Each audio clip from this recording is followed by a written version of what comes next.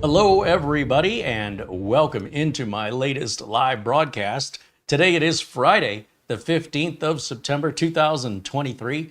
My name is CareyHolzman, and it is a typical Friday show with lots of money on the counter, basically. I try to save the big shows for Fridays, and so this Friday doesn't disappoint. It's been a while since we've looked at some mini PCs, and I try not to do too much of any one thing for too long. I always try to keep it fresh and keep you guessing with what's coming next. Now, I buttoned up the Thermaltake PC here, and before I took it off the counter, I just wanted to give you an idea of what it's about to look like. There is a black ARGB cable in there that's going to be for the SSD. I had to order an ARGB splitter, and the good news is, yes, they do make them.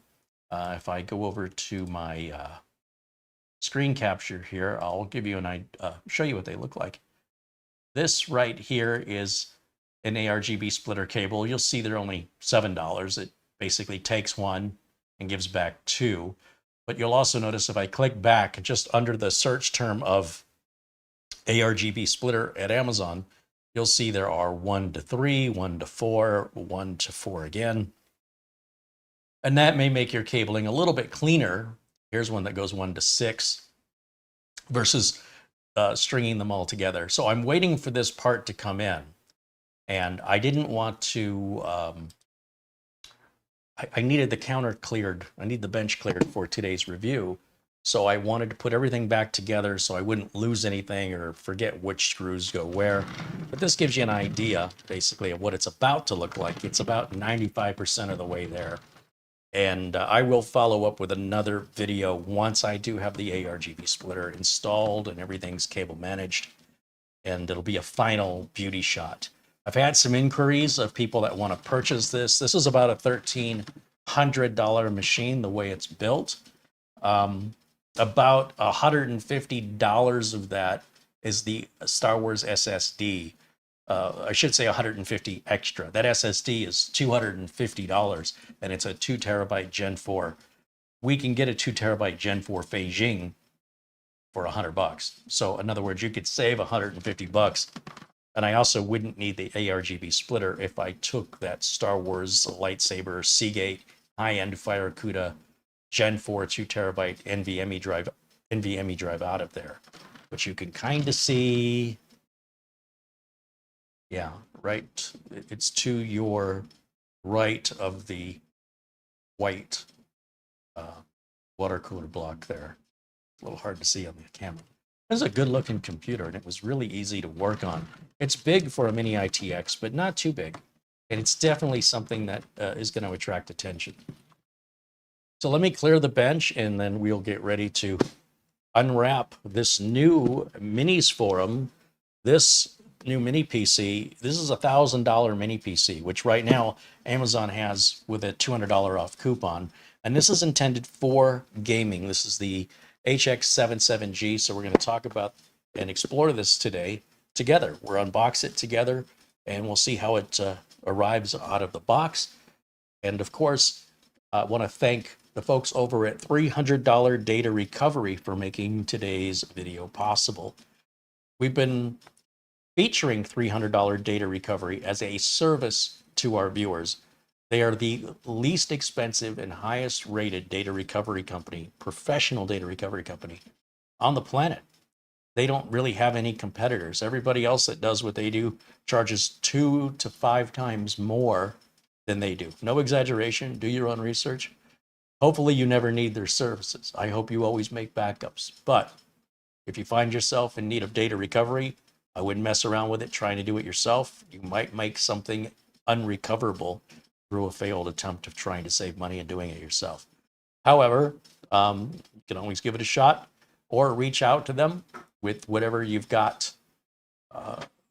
Even if you've got a hard drive or a flash drive or something sitting around, you don't get to dictate your price. You don't get to say, well, this is what I have and this is what I'm willing to pay for the recovery. It doesn't work that way. You don't walk into Best Buy and say, I need a 55-inch TV and I'm only going to give you $150 for it. Buy.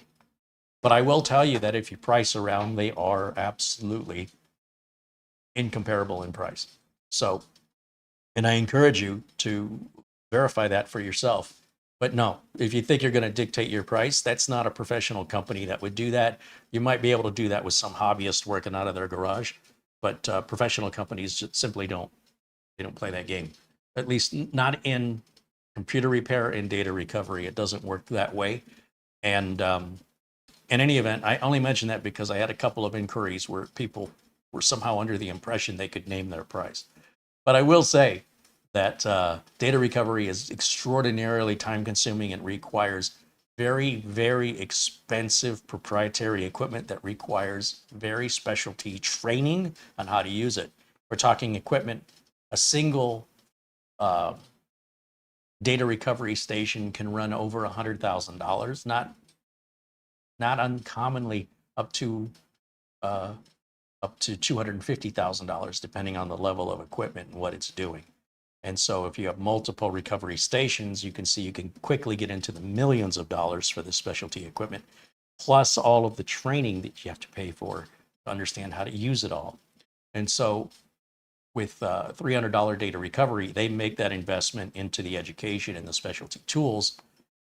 And then it's sort of financed through the customers, each customer paying for a fraction of that along with some labor, which is how we define a business and how business works.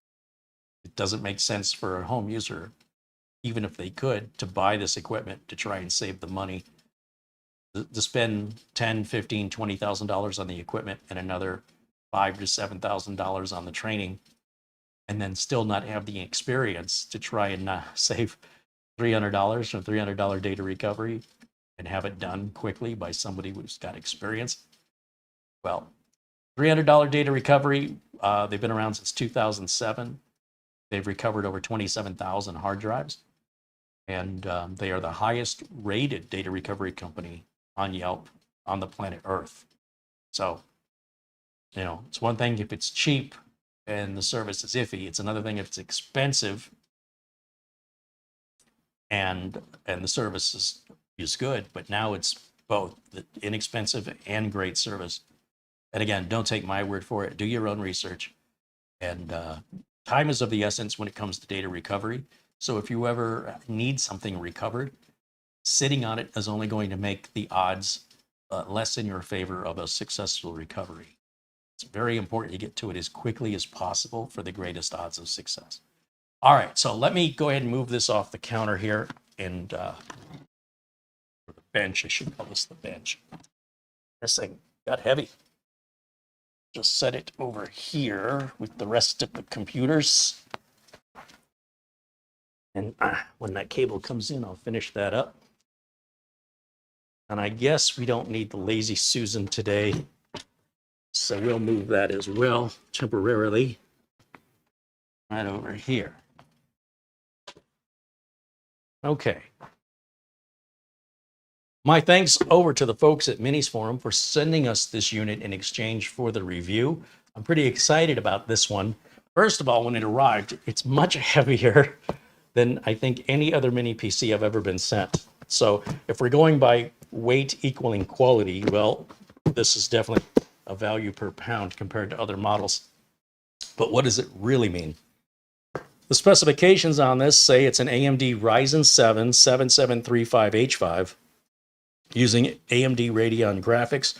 Now, they do sell this as a bare bones unit, so you can populate the RAM, storage, and operating system yourself. And they have adapters for China, Hong Kong, Australia, UK, Japan, US, and Europe. Configuration that this came with is two 16 gig modules for a total of 32 gigs of RAM and 512 gig of storage. They do show options of one 8 gig stick, two 8 gig sticks, one 16 gig stick, two 16 gig sticks, or two 32 gig sticks.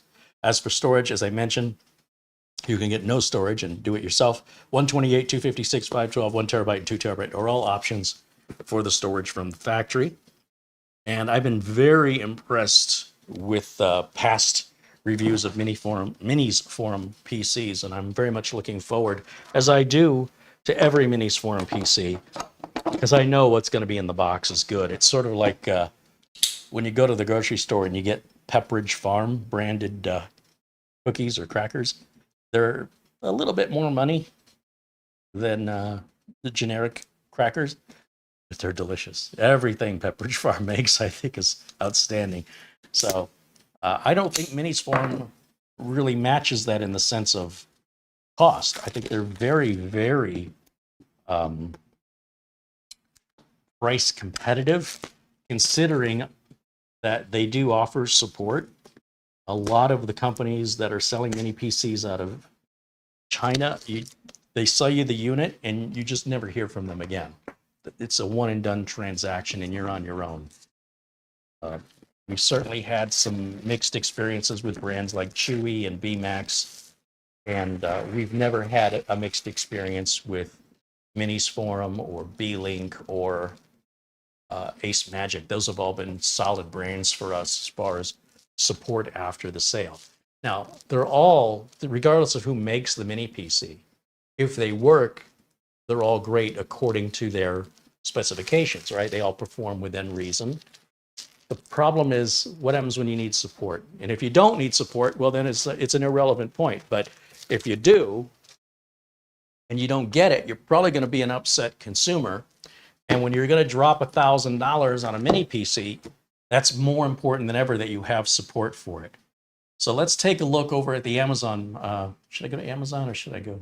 Let's go to the MINISFORUM page to see how MINISFORUM themselves describe this. So I'm going to bring up my window capture. Here we go. So this is the Neptune series, and they have 3 different models, the HX77G, HX99G, and the HX80G. And you'll see here, as a bare bone system with the US adapter, it sells for, where's the price? $639. $639. $799 is the normal price. They've got them on sale right now. What do you get for $639? Well, if you're going to add your own RAM, storage, and operating system, you'll notice there's tabs here: the 99G, the 77G, specification, and facts. This is where people get thrown sometimes. It's defaulting here on the 99G, but we have the HX77G, so we're going to click that tab, and this will tell us all about it. It's based on the AMD Radeon RX 660 or 6600M mobile graphics chip. Supports dual 4K and 8K displays. It's got their specialty heat dissipation. So it's got a PCIe Gen 4 512 gig NVMe. Of course, it's Gen 4 slot, so that means if you were to put your own NVMe drive in there, you could go with those faster Gen 4 drives. Supports DDR5. That's always a positive thing. It's the latest in RAM. Still a lot of machines, probably the majority of machines being sold today are still DDR4. DDR5 is the latest. It's the faster version, and it's a bit more expensive. Get what you pay for.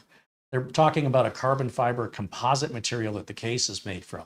The processor is an 8-core, 16-thread CPU that goes from 3.3 turbos up to 4.9 gigahertz. And scroll down here, and they've got some samples of performance tests and the discrete graphics, not onboard graphics. This is a mobile graphics chip, the likes of which you would find in a gaming laptop. So RDNA 2 graphics, and again, it's going to outperform what you're accustomed to seeing with integrated graphics, but it's not as powerful as its desktop equivalent. So you're sitting somewhere in the middle there. You can support 4 4K CPU video outputs at the same time. 2 HDMI ports at 4K at 60 hertz, and 2 display port outputs at 4K at 60 hertz, for a total of 4 4K outputs at 60 hertz refresh rate on the screen. The carbon fiber armors is a case that gives it durability and lightens it. Well, this feels pretty heavy, so I'm surprised they say it's light.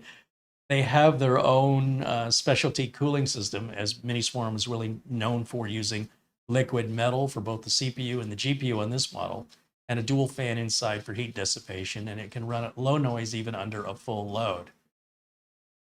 It's got 7 copper heat pipes. It's upgrade friendly, meaning you can upgrade the M.2, you can upgrade the RAM, and it's really easy, they say, to get into, although I've we're going to experience it here together for the first time. Here's all of our ports on the front. Can I make that any bigger? Because I can't read that. We have a power button, a USB 3.2 Gen 1 Type-C, a microphone jack, and a headphone jack, a USB 3.2 Gen 1 Type-A. Around back, we've got a 2.5 gig Ethernet connection. We've got another USB 3.2 Gen 2 Type-A port, two more 3.2 Gen 1 Type-A ports. We've got two USB 4 ports. These will support the DisplayPort output to the second, to your third and fourth monitors, if you will. And then two HDMI outputs. These can all four be used at the same time. And then we've got our DIN pin power supply. Definitely a unique power supply. I wouldn't worry too much about labeling the power brick because that's such a unique adapter. You likely won't have another one like it. I always appreciate that. And as we scroll down, there's our size and dimensions. Everything that comes in the box is pictured here. And they're showing us the port differences between the HX77G and the HX80G and why different models are offered for different preferences for the user. Okay, so with that being said, I will mention that Amazon does have this model on sale. You'll see there's a $200 coupon right here that you can get this model with 32 gigs of RAM and a 1 terabyte solid state drive for $799. So $800 complete. That's a really good deal. That's a really good deal. Okay, so let me go back over to camera one.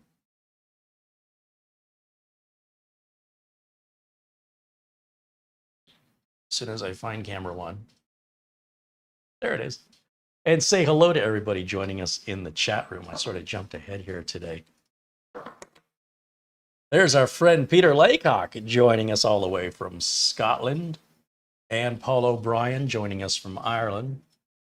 Let me scroll all the way to the top. We've got about 253 people in the chat room. Welcome, everybody. Rock says welcome from Detroit Rock City. Right on, my hometown.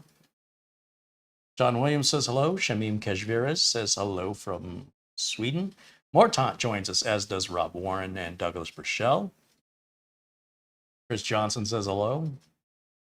Mark Baggett says hello. Alan Lindos says hello. Garfield Rupe. Peter Lecock renews his support, now a member for 16 months. He says, good evening, Carey and Marlena and everyone in the chat. All the best from Bonnie, Scotland. The temperature in Edinburgh, Scotland is 51 degrees Fahrenheit, which is 10 degrees Celsius, and it is raining. You want to trade, Buster? I'm going to go live in Scotland for a little while. It's hot here, and it's going to get hot this weekend. I am hopeful. You know, the days are getting shorter out here. We're getting dark. Instead of waiting till 8 or 8:30 for dusk, it's getting dusk around 7. So the days are shorter, but the days are still over 110 sometimes. We're already in the middle of September. We're still getting August weather. So I think once we get past this weekend, which again, it's going to be a hot weekend, think about 110. I think then it starts to cool off. Let me rephrase. I hope it starts to cool off and only starts trending downward until about April. So here's hoping. 3D Everything contributes $20 in Super Chat. He says, Carey, you have my support. Well, that's all I ever wanted. Thank you so much. I appreciate it. And I don't mean that sarcastically. Your support means a lot to me. There's a lot of haters on the internet, a lot of lonely, sad people on the internet. And I'm trying to figure out what to do with these live interactions. Sometimes we're getting folks that, well, we've seen some blue moderators being abusive, which when I sit down and start looking into it, I'm going to start removing some blue moderators because of their behavior. That's not to say that they can't earn it back, but my tolerance for some of this behavior, you know, we're supposed to be, and I want you to remember, we're supposed to be a community of kindness. And if you're not being kind, you certainly don't deserve to be blue. So if you are somebody who I've entrusted to blue mod status, before you type anything to anyone in the chat, ask yourself, am I being kind? Because that's what I'm going to do when I go through these and I start weeding out people.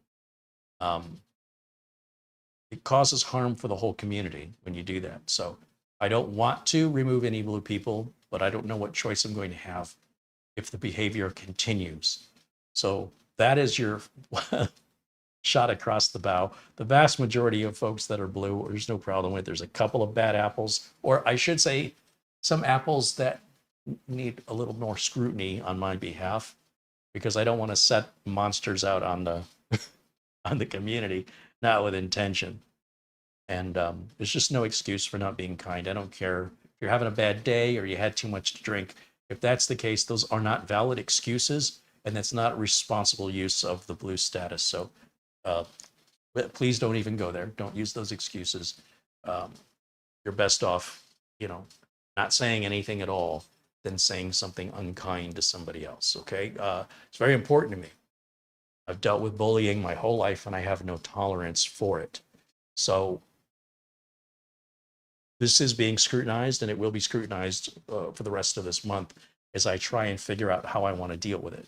There's a large part of me that says I only want people that are supporters, paid supporters, to be able to interact with me. And I realize that there's a lot of collateral damage of people who are interacting just fine who will be punished for that. But if that's what I have to do in order to maintain some semblance of respect among the community, I have to do what I have to do. So it's up to you whether or not I do that.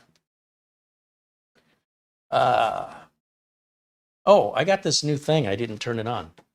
This came to me from Lithuania, and it's a sound VU meter. And I just have it set on a random color mode right now. I guess I could turn the brightness up on that a little bit.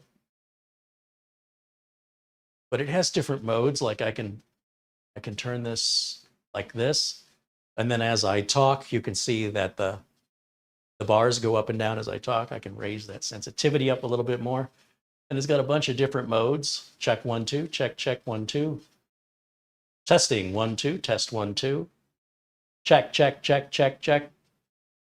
1, 2, 3, check 1, 2. Hello, check. Testing 1, 2.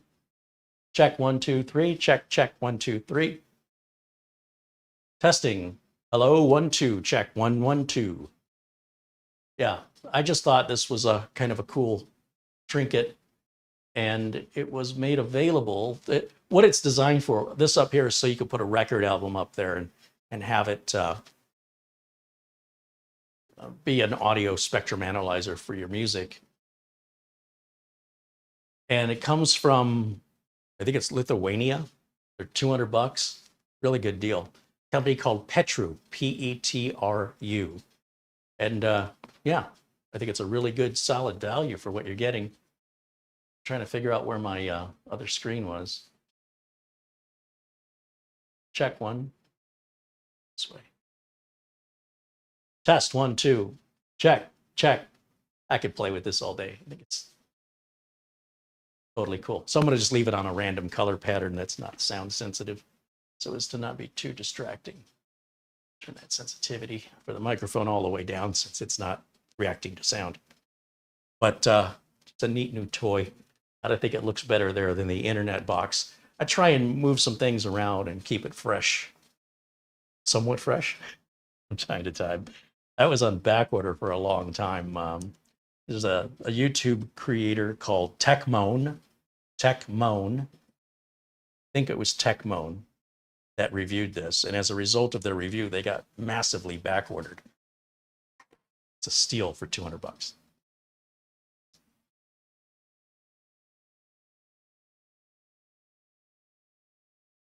So hello to everybody else. I'm sorry I didn't say hello to everybody, but welcome all my regulars. And of course, just off the cuff here, hello to Rick Lakes and Douglas Burchell, Thomas Backenstow, and Barry Klein.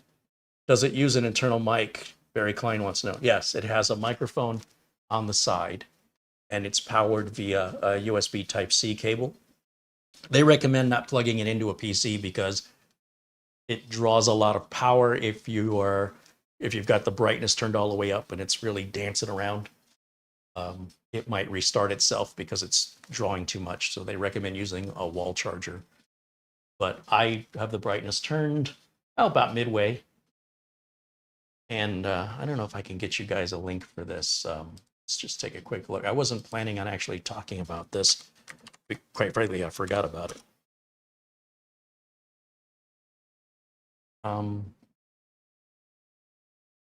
petrodesign.com.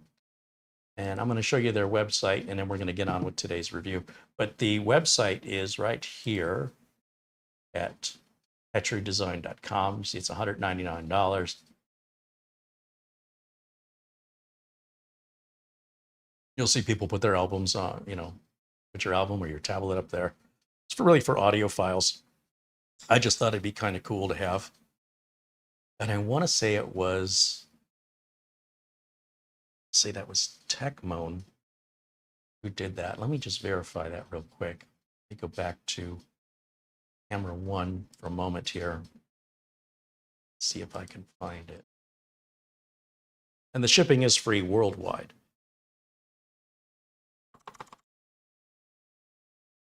Guy makes them by hand, so that there could be a back order. It's worth the wait, because he takes great pride in what he's doing for consistency and quality, and I'm very impressed.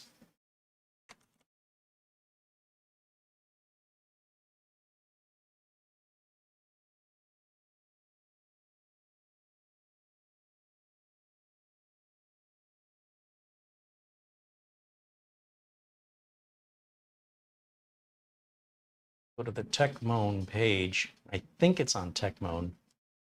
This is somebody that I follow, and you might want to follow him too if you're into audio at all, and audio gadgets. And I think in here somewhere,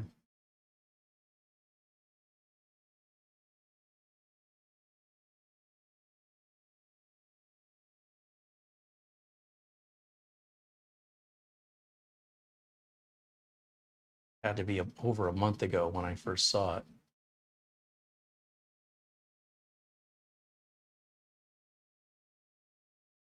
Oh, Oystein, it looks like has already found it for me. Let's take a look here. Go back over to camera 1 for a second. Switch over to my... Okay, go over to here. Yeah, this is the original video. So this was 2 months ago, and I ordered it pretty much the day I saw this video. But he goes through all the details. If you want to learn more about it, check out TechMoan's page. Clearly, he's more popular than me with 1.3 million subscribers. So if you haven't heard of him, apparently a lot of other people like him. And there's a great, thorough review of this. Okay, so back over to camera 1. And thank you, Oystein, for providing that link for me. I appreciate that. Link is in the chat room.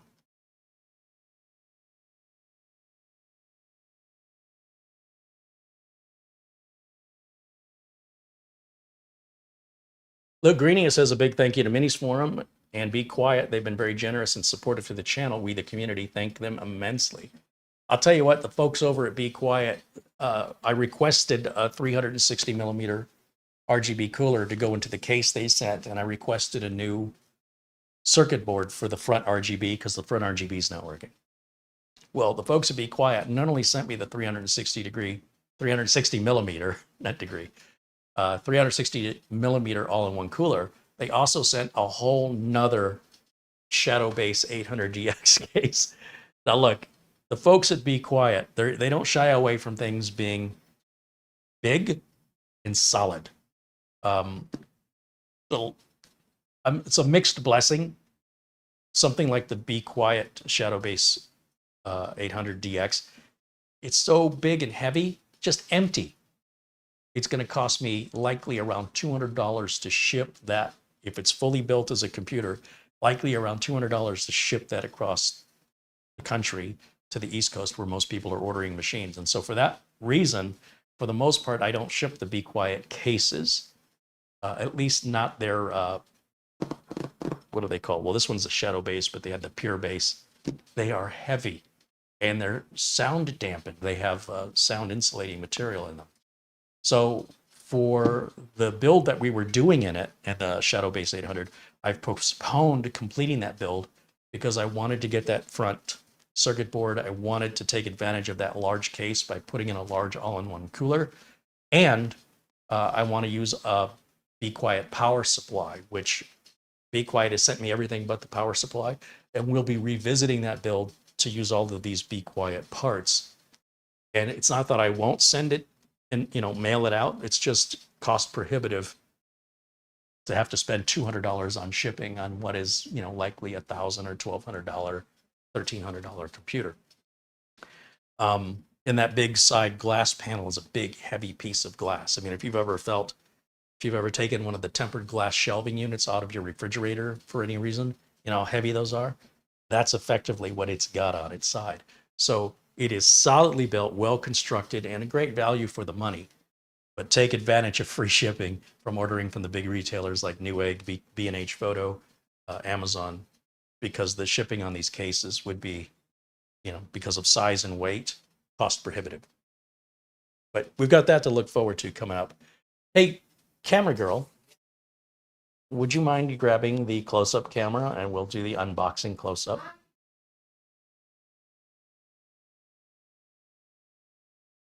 Ray Burke says, thanks to Carey, David, and Gary for their help with my wife's computer with her games. I don't remember whatever that email or conversation was, but I'm glad we were able to help. Thank you to Paul O'Brien for the $10 Amazon gift card sent prior to the show. And just checking email here. Thomas Tidwell sent $10 via PayPal. Thank you to Thomas. Oh, did I put the I put the computer right down onto the cables for the wireless, or not the wireless, obviously, but for the close-up camera, which has a HDMI cable on it. You need some help? Okay. Yeah, got a little tangled. Well, we haven't used it. We haven't used it in a few days, so things got set over there, and I just literally put the computer right on top of it while we were live here. Yeah, I didn't even think about it. I wasn't thinking. All right, you're all fired up over there? Okay, so I'm going to turn on close-up camera. Come on over. All right, there she is. Here's the box. And this is our very first unboxing. We are live, unscripted, and unrehearsed. Okay, so we're going to get exactly what was sent to us. And as we open it, this is what you should expect. If you order one, you should see this warning about removing the CPU cooler. Because of the use of liquid metal, you likely will not seat it properly. So leave it alone. Warranty service is not provided for damage caused by improper disassembly. That's true for all manufacturers. This is nothing unique to MINISFORUM. You get a small owner's manual here, which I'm going to guess is going to be in every language they support, with basic information, nothing too detailed. And then, of course, we've got the PC in here, so let's take this out. Wow, that is big. Yeah, holy cow. So to give you some idea of how big this, oh, there's little rubber feet down here. So I guess you could lay it like that if you wanted to. And that keeps it a little off. That sounds heavy. Funk. Just to give you some idea, like this is my phone.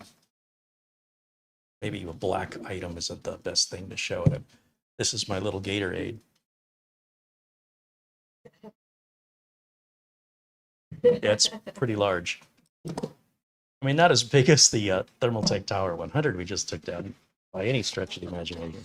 Now, further into the box, we've got another box in the box, or actually it's just a little cover. And underneath that, we have, oh, look at this. We have this stand.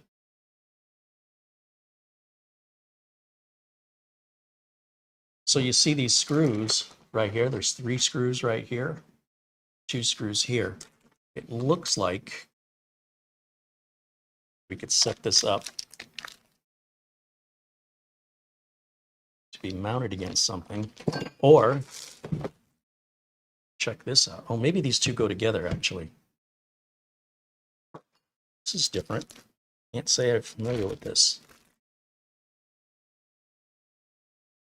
This is like metal. Ooh, We've got a peel. Oh, it's all rubbery on that side. Carbon fiber design on that side. Oh. And then it looks like in here, we've got the screws. And that,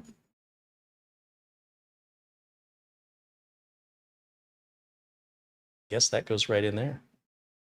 So if this was to secure onto here like that, and then this would go on here like this. And then you could set it like, it's meant to sit like that. But we want to open this up and take a look at its guts before we go. That's a very unique kickstand. I like it. And these screws are for securing that kickstand, which is optional. You do not have to use it, but that's what these 2 screws and these 3 screws are for. So obviously it's not going anywhere once you screw that down. In the box, we've got our US power cable, standard PC power cable, which I appreciate. And that's going to plug into the power adapter, which is a pretty sizable power adapter. Yeah. And it does have that 4-pinned in barrel style connector, which is ideal because these aren't too common, so you're less likely to plug the wrong plug into it. On the back are voltages and wattages, polarity. All of that is detailed here. And I'll set that down. And then finally, they give us one standard HDMI cable. Looks like it's about 5 or 6 feet in length. Probably like a 3-meter HDMI. And that's what you get for your money. Now, the way this is shipped, we don't have to open it up to do anything. It's already got the RAM, solid state drive, and operating system installed. But if we want to take a look and see how it's put together,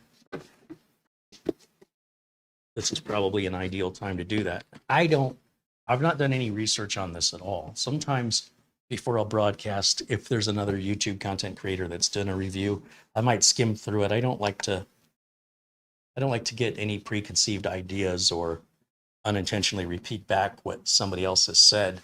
So it's best if I just come at it with a completely clean slate. It also means I'm a little less efficient at opening it up. And just looking at it, I don't see any obvious places where there are screws to remove. Sometimes, MINISFORUM, they like to hide the screws behind rubber feet, but they would normally be on the corners.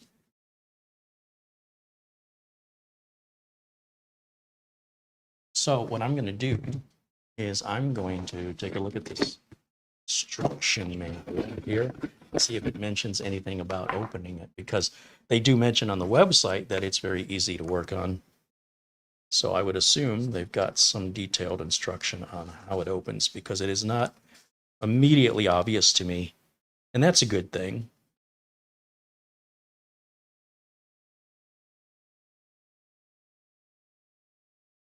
Uncover the bottom silicone pad. The screws are underneath the rubber pads again.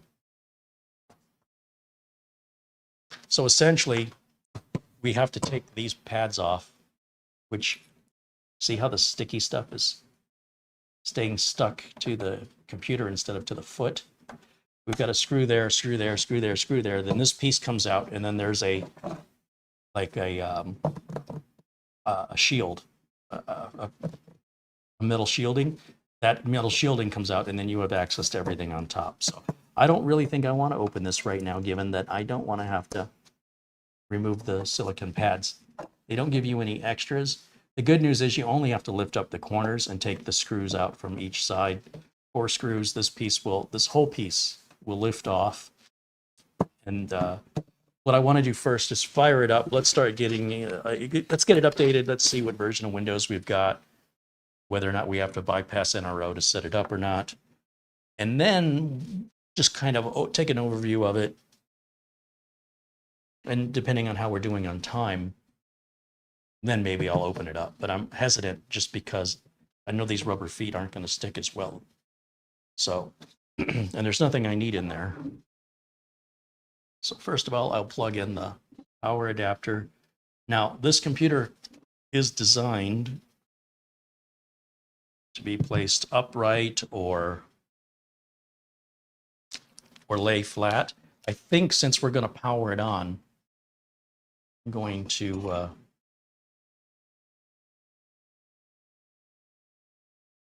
oh, this is interesting.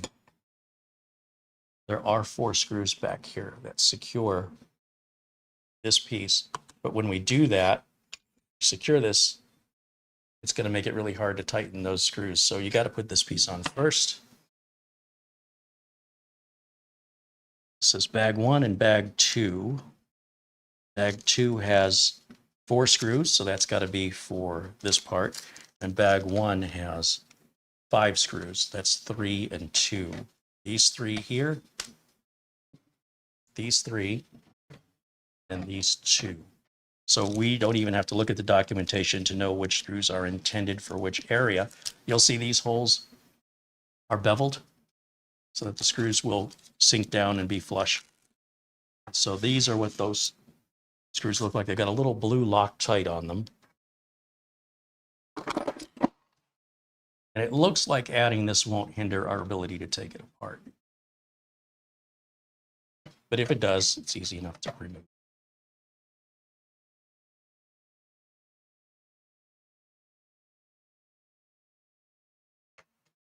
Feels wrong.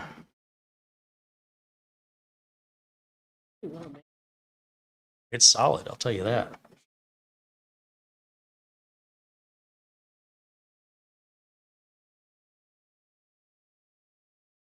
Times like this, I really want my electric driver because these screws are about twice as long as I think they need to be, especially that they're sinking in there.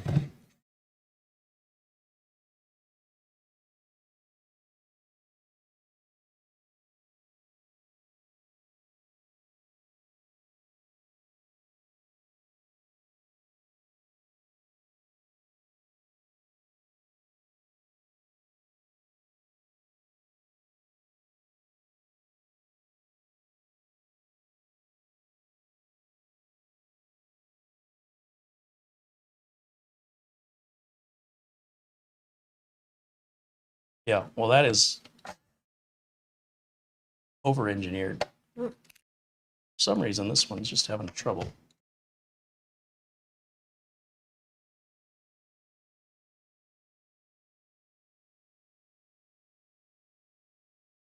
Adjusting my clutch, I had to tighten it up a little bit. There we go. And then we'll take these screws out of this bag. Now, for some reason, this bag is a Ziploc and this bag is not a Ziploc. This is a one-time use tear it open bag. Not sure why they would do one way and one another, but just a nerd like me would notice little things like that anyway. I'm sure most people probably wouldn't even notice. But in this piece here, this will go on. So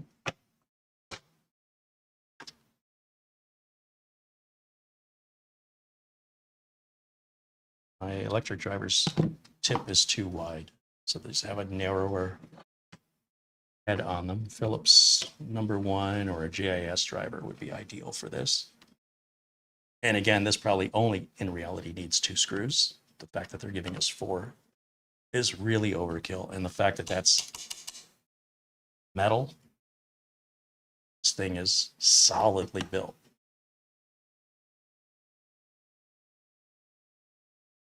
Thankfully, these screws are much shallower, so not much benefit to using the electric driver. Those are very shallow, so easy enough to get into.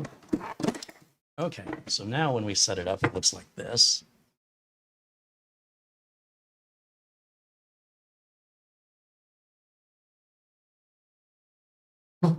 And let me step around and we'll start plugging in some stuff. Now, I'm not going to plug in the internet in this because it's our first time boot up and I don't want to create an online account.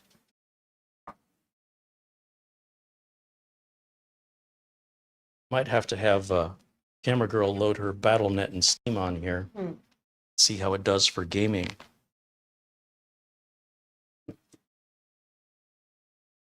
All right, so given it power, we've given it Ethernet. I need a keyboard and a mouse. Oh, not Ethernet, this is HDMI. And I just need a keyboard and a mouse and we can fire this bad boy up.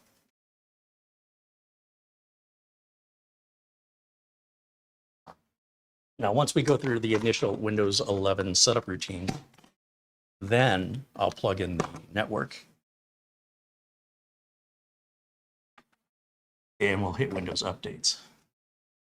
Should already have our drivers and everything put in. What is this caught up on?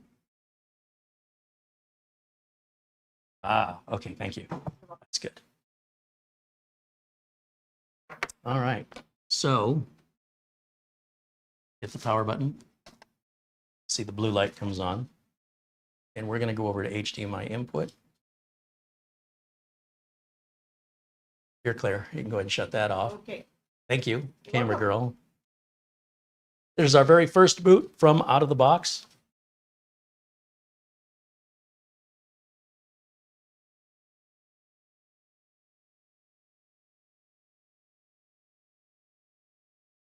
They say the power brick for this is huge. It's pretty standard size for like Intel Nooks. Intel uses pretty big power bricks. Or Pig said he's never seen USB video out. It's USB Type-C may support video out. Not all USB Type-C does. But that's been around for a few years now. And we have certainly shown it here on this channel as early as 2 years ago, I want to say. All right, here we are with our boot up screen. I'm going to go full screen over here so I can see it the way you guys at home see it. Okay, English US, yes. States, yes. US keyboard. Secondary language on the keyboard, no. Skip that. I'm going to click I don't have internet. Thank goodness I don't have to run bypass NRO. That the folks at MINISFORUM have set this up very conveniently for the end user. And I'll accept the license agreement. And for the user, I'll put the name user. And I'll leave the password blank so it just boots to the desktop. I'm going to turn off everything but location settings. Then our date and time will always be kept up to the date, up to the second. And if I ever want to know where something is near me, I can't do that without location settings or providing more information as to where I am. But by using location settings, it can auto-determine where I am, roughly based on my IP address. Now, Nick Powerman mentions his portable monitor accepts USB-C video. All portable monitors should. Most portable monitors can run off one USB-C cable that will provide both power and video, so you can, hence it's a portable monitor. You can take the monitor with you. Don't necessarily need an HDMI cable. You don't necessarily need a separate power adapter. You just need a USB-C cable and a computer that supports video out through the USB-C and also has power, so it can do both the video data and the video power to the portable monitor. It's very convenient if you're looking to travel and trying to keep your cabling light.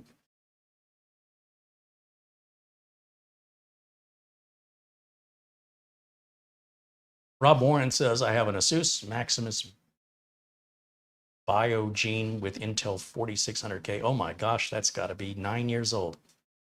It has a liquid cooler on it. Can I swap it out for an air cooler? Yes, you can.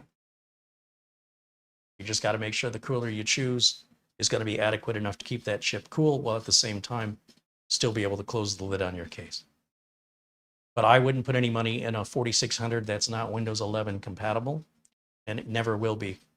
At most, that has 2 years left in it. When Windows 10 expires, unless you're going to move over to Linux or some other operating system, the 4600 is well considered obsolete. Well, in 2 years, it'll be absolutely obsolete. But for most people, given that we're on the 13th gen and you have a 4th gen and a new gen comes out every year roughly, you're looking at a very, very old computer that has lived a full life, and extending it any further is all well and good as long as you're not really putting any money into it, because any money you put into that won't make it worth any more. If it's worth $10 today, putting an $80 cooler on it won't make it worth $90. It's still a $10 computer. I'm exaggerating here. It's worth more than $10, but I don't think you could get $100 out of it. Okay, now that we're up to the Windows desktop, I'm going to go ahead and plug the Ethernet cable into it, and then we'll see what we're doing on Windows updates here. Hopefully that little globe down in the bottom right corner will turn into a little computer screen once it gets assigned an IP address from my router. We'll take a quick look in the device manager. I just want to make sure that everything's loaded properly, that we don't have any unrecognized devices. There it goes. Just got the little monitor down there, so we're connected. We don't see any problems here. All the drivers are loaded. We can verify what version of Windows we have by right-clicking on the Start menu and going to Use System here. And this will tell us how much RAM we've got, 32 gigs. Which processor we've got. We're running Windows 11 Pro. We are version 22H2. Everything looks good. I really appreciate when systems from manufacturers are set up properly. We're going to go to Settings, and we're going to go to Windows Update. The very first thing you should do on any new computer you acquire is hit that Windows Updates page, because you're going to be missing a ton of updates. Microsoft comes out with updates the second Tuesday of every month. And it was just that this week, this past Tuesday. So even if this was fully updated when they sent it to me, it'll still be missing updates by the time I received it in the mail. These updates are important. They're to keep us secure, make sure that we have the best performance and the best reliability. They are, in my opinion, not optional and are actually critical. To evaluate a computer without doing the updates first is an invalid evaluation. Any reviewer who does that, I would consider their reviews worthless, because the updates can make a big difference in the reliability, performance, and security of the machine, not just in a positive way, sometimes in a negative way. And it can deeply, deeply affect the outcome of a review. So if you're seeing a review from 6 months ago, know that if they were to review that product 6 months later with all the updates, driver updates, Windows updates that have come out, maybe even BIOS updates, the review could be drastically different. It could swing from being recommended to no longer recommended.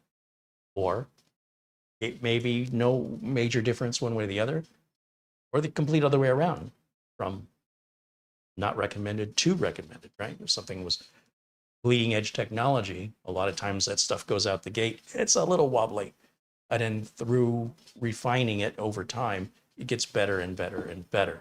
So that's why I say when somebody just reviews a product out of the box, I don't consider that a professional review. It's entertainment, I suppose, but the usefulness of the factual results of the data is flawed and therefore can't be trusted. Now, that's just my rule. You can have your own rules, obviously. Rob Warren said, I'm possibly looking at updating to a newer motherboard with an LGA 1700 chipset and a 12th or 13th CPU. It's in a Corsair ATX case. Any suggestions for upgrades?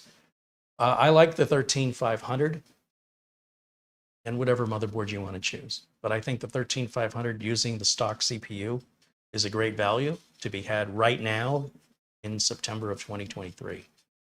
And you can pair that with any board you decide, that you don't have to buy a cooler for it. You could probably still use the same power supply you've got. You can buy systems that use DDR4, motherboards that use DDR4. I wouldn't. I'd make sure and get a board that has DDR5. Sometimes people, they want to save money, so they end up cutting off their performance, which kind of negates the whole point of the upgrade. It's better to sacrifice, suffer a little bit, to pay a little bit more now, so you have a machine. You know, if you're somebody that's going to keep a machine 10 years, don't go cheap when you buy it new. You're going to spend more in the long run anyway if you do it that way. So best to get exactly what you need adequately for today, even if it means you're going to have to tighten your belt a little bit. I do it all the time. I'll make sacrifices in order to get something that's a couple steps better than the basic. And then I have a computer that I don't need to touch or worry about for, you know, minimum of 8 years, and usually goes beyond that. But if you go cheap on it, you're likely going to have more problems, and you're going to be spending more money that much sooner to keep upgrading it. So just my opinion there.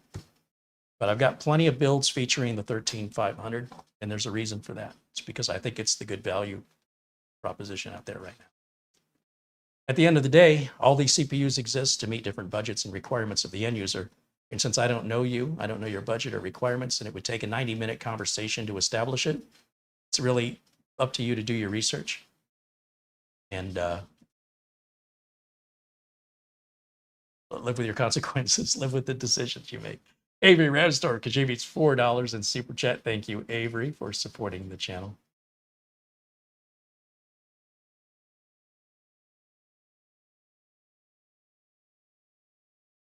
Rob Warren says, use the 8 terabyte SSD and see if the PC is compatible. I can guarantee it is. There's not going to be any limitation. I don't think we've ever run into any modern mini PC that would not see the 8 terabyte drive unless we were plugging into a SATA M.2 port, in which case it won't see any NVMe drive. I have no doubt this will see 4 and 8 terabyte drives with no problem whatsoever. And we can upgrade this DDR5 easily to 64 gigs. There's 2 slots. We could get 2 32 gig modules and bump this bad boy to 64.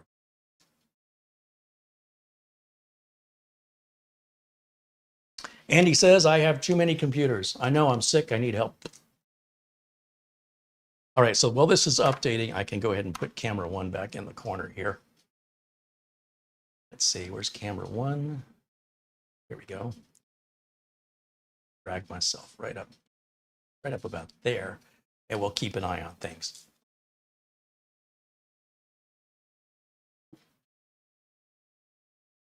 Reichman said he guesses he would go with an i7 as he's got a few games that requirements recommend. Well, there's required and recommended, right? So recommended is like for the best possible performance. Required is you at least need this as a minimum. So I wouldn't say you had to get the recommended. You have to get the minimum requirements, but beyond that, it's up to you. What type of USB-C can do video out? It is going to be a Type-C USB-C that specifically says it does video out. It'll be in the specifications. If we look at the documentation, for example, that comes with the MINISFORUM, it probably states in here, you know, which USB-Cs do and don't support, because I think the one up front here, the USB-C up front, is not going to support video output. That's going to be data only. And this actually says it's a USB 4 port. So these USB Type-Cs in the back are not USB 3s, they're USB 4s. Interesting. It says this interface supports the USB 4 transmission protocol. The maximum data transmission rate is 20 gigabits per second. It also supports alternate DisplayPort audio and video output. So it's going to say right in the documentation with your system, whether it's a laptop or a motherboard, you just have to read the specifications of the included USB ports. If you want to add a USB port, companies like Silverstone, you know, sell add-in cards you can plug into a regular tower computer if you've got the slots for it. And they sell a variety of them containing Type A, Type C, as well as USB 3, 3.1, 3.2, Gen 2, as well as USB 4, which is the latest and greatest. Don't confuse USB space 4 with USB 4 all as one word. USB 4 all as one word is real USB 4. USB with a space and then the number 4 is some marketing gimmick that's not a thing. It doesn't actually exist. So don't be fooled. You want to see USB 4, USB number 4, all jammed together as one word to know that you've got real USB 4. Now, it's my understanding all USB 4 supports DisplayPort out, but I could be mistaken on that. It's still a new standard.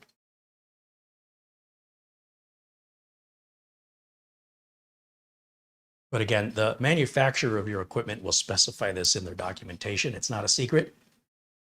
So if you're curious about that and you don't know where your documentation is, just go to the manufacturer's website of the motherboard, or if it's a system integrated, system integrator like HP or Dell, go to their website for support and pull up the PDF file and look at the specifications, and it'll give you all of that information.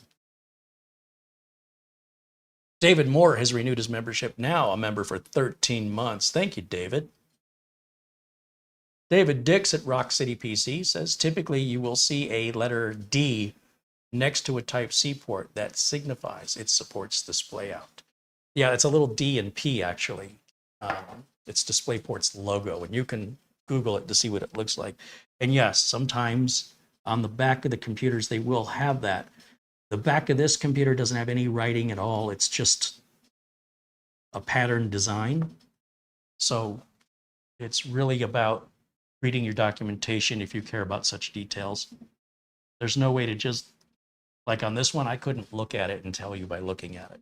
There'd be no other way to know other than trying it and seeing if it works, or reading the documentation, at least with regards to the specifications of the USB ports. If it doesn't mention it, then it doesn't support it. Oh, I'm stepping out on my trash bag here. Move this stuff out.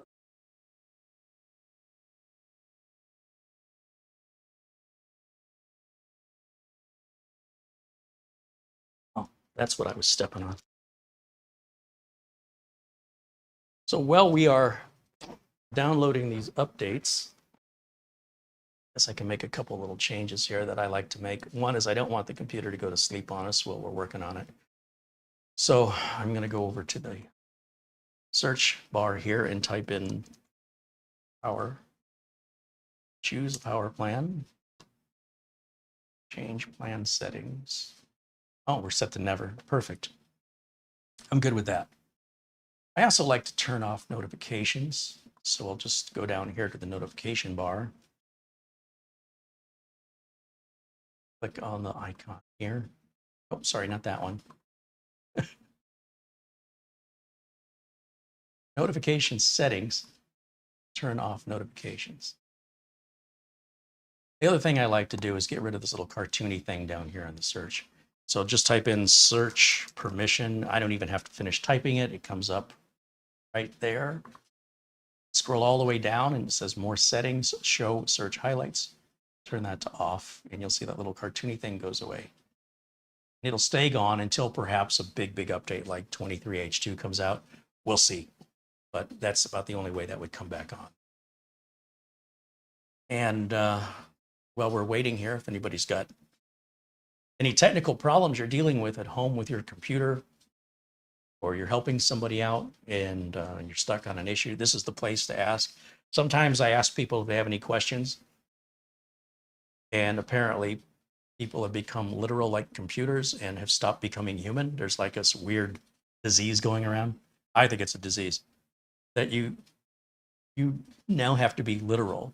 So when I ask you if you have any questions, I'm not asking about your hypothetics. That's just a waste of time. I'm asking if you're struggling with an issue you're trying to resolve, can we help you resolve it? Because we have a very, very intelligent community here.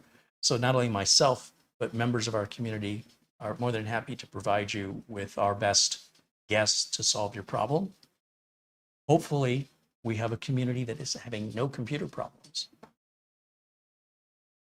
Andy Kane says, when will 23H2 be released? Microsoft will not commit to a date. Basically, it will be released when it's ready. So It could be as early as later this month, sometime in October, it as late as in November.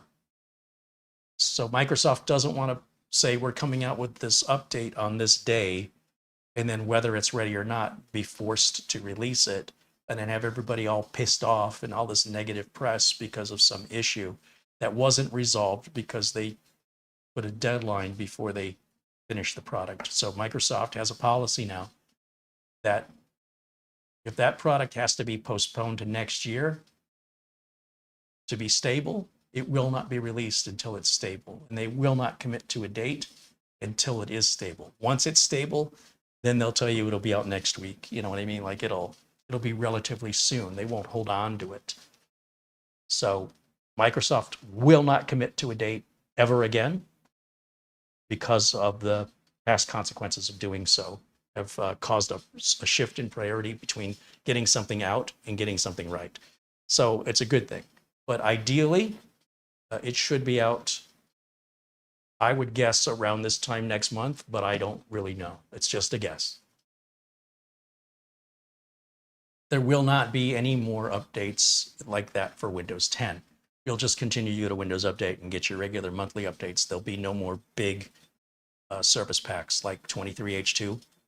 It's my understanding that 22H2 is the last big service pack for Windows 10, and everything else will be normal Windows updates.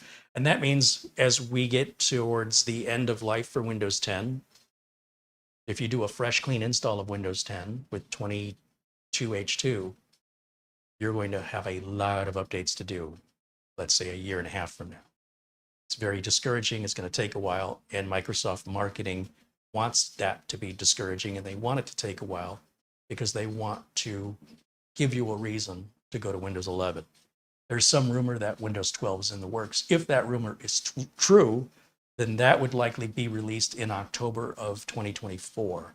So a lot of people running Windows 10 could hop right over, in theory, hop over Windows 11 and go right to Windows 12. A lot of people skipped over Windows Millennium and went from 98 to XP. A lot of people skipped over Vista and went from XP to Windows 7. A lot of people skipped over Windows 8 and went from 7 to Windows 10. And I think a lot of people will skip over 11 and go from Windows 10 to 12 if history is to repeat itself. These are just rumors, but I see no benefit to upgrading to Windows 11 if you've got Windows 10 now. It doesn't really do anything for you. Now, Windows 11 doesn't do anything for you, essentially, that Windows 10 doesn't already do. It's very little reason to upgrade to it, in my opinion. However, when Windows 10 support ends in October of 2025, you definitely want to be running a supported operating system for security reasons. The internet's a very dangerous place. You see the news, big Las Vegas casinos, Caesars Palace, MGM resorts have been taken down. If they can take down these massively huge corporations that, well, let's face it, you don't mess with casinos. They're known to get revenge. What odds do you honestly think you stand against these hackers if they come after your system? And they're going to be using, the hackers are going to be using the latest and greatest technology. So if you're running an old obsolete computer and you don't care that your operating system's no longer being supported, hackers love you. You made their job so easy. But at the end of the day, it's your responsibility, and you'll be the only one who suffers. So again, choose accordingly. If you're going to take your computer off the internet, then feel free to run any operating system you want with or without support. But the internet is evolving rapidly. There's hundreds of millions of viruses, they're just bots. They'll never go away. They'll always be there. Sort of like you get a disease, the human body learns how to beat that disease, and then forever you have this disease in you, but it's just not active. It's kind of like that. And a lot of people just have a very weak grasp of PC security. I encourage you, they don't realize they have a weak grasp. They think they understand it, when in fact they have not a clue, because it hasn't happened to them yet. Scamming is getting worse. It's getting trickier. So the best thing you can do is make sure that you have the best defense possible. And of course, make wise decisions behind your keyboard. Even the safest car in the world won't guarantee your own safety from being hurt or killed, because you can't be bothered to learn how to drive safely. All right, so at the end of the day, that's on you. You've been warned. and choose your path and accept your consequences, good or bad. Now, as a computer technician working professionally, I cannot service computers that are not supported. If they have unsupported operating systems, it's a massive financial liability to my company. Think about it like say you go to the park to play baseball with your friends. And you show up, you play some ball, it's not a big deal, it's fun. But now think about you've signed up to a league and you've got to be at the park on a certain day at a certain time. If you don't show up and there's not enough players, your team forfeits. There's a lot of pressure now to be there.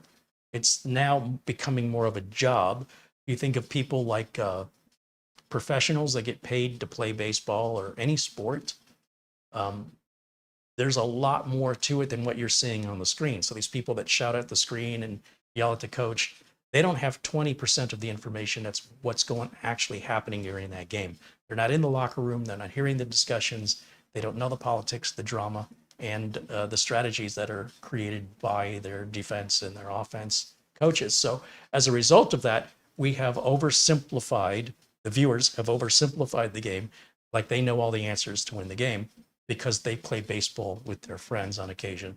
It's a very different thing when you're doing it professionally and you are held financially accountable. And whether it's sports or a computer technician, the advice I'm giving you is coming from a place of business, of professionalism. As a home user, you don't need to be professional, and I don't care. It's in your best interest, but you don't have to do things in your best interest if you don't want to. All right, let's take a look at what's going on in the chat room as we continue to wait for this update to install.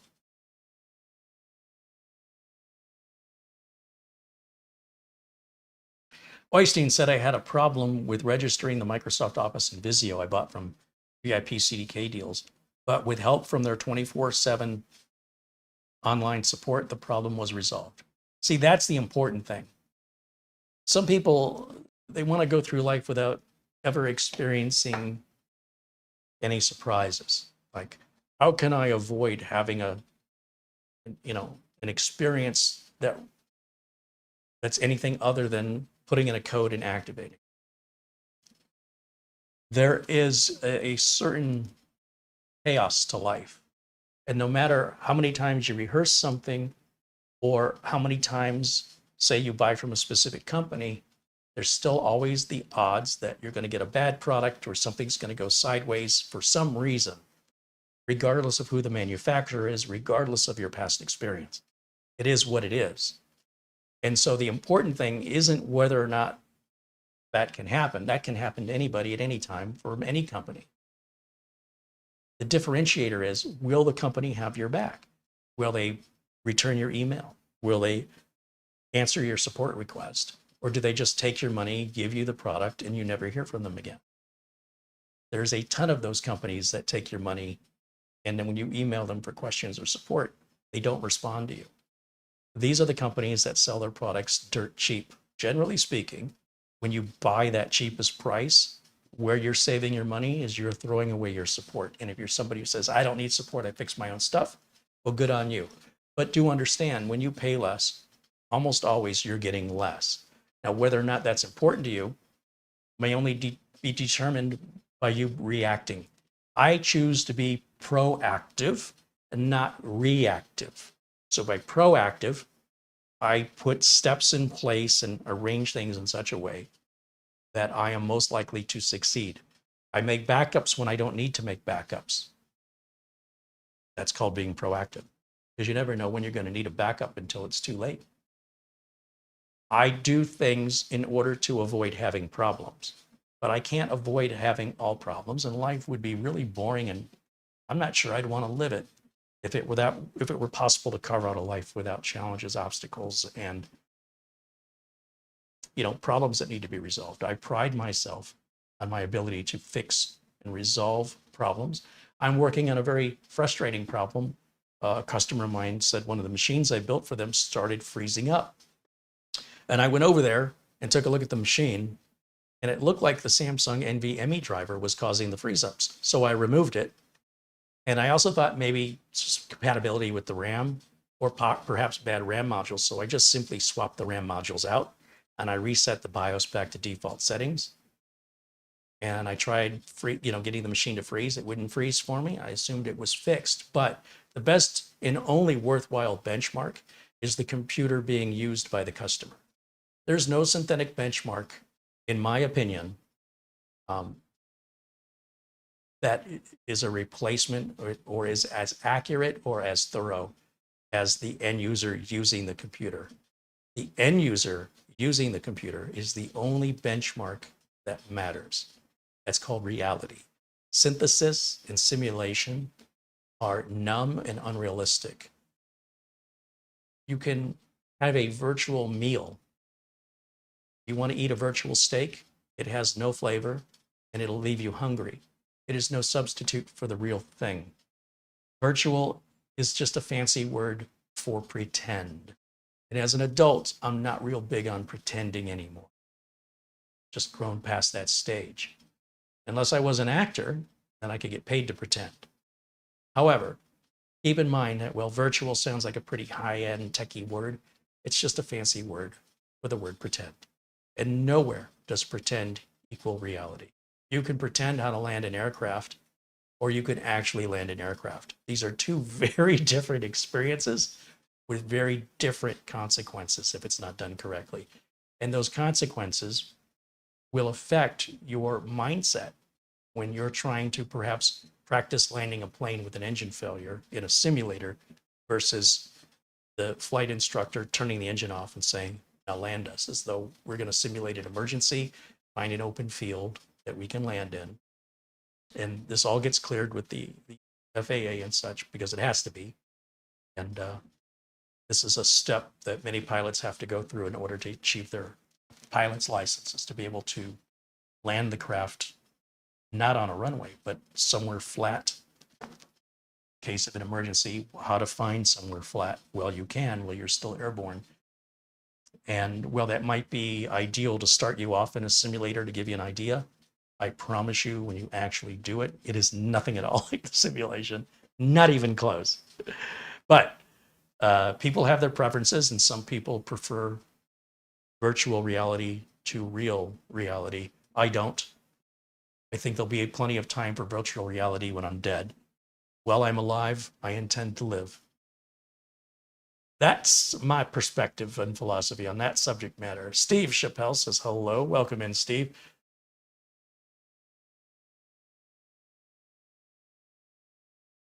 Jim KJ3N says it's very boring in this house when it comes to tech support. Everything's working. It seems I'm too good for this place. Oh, maybe you're not pushing your hardware hard enough. Overclock it and overvolt it and see what happens. People that do that stuff are just asking for problems.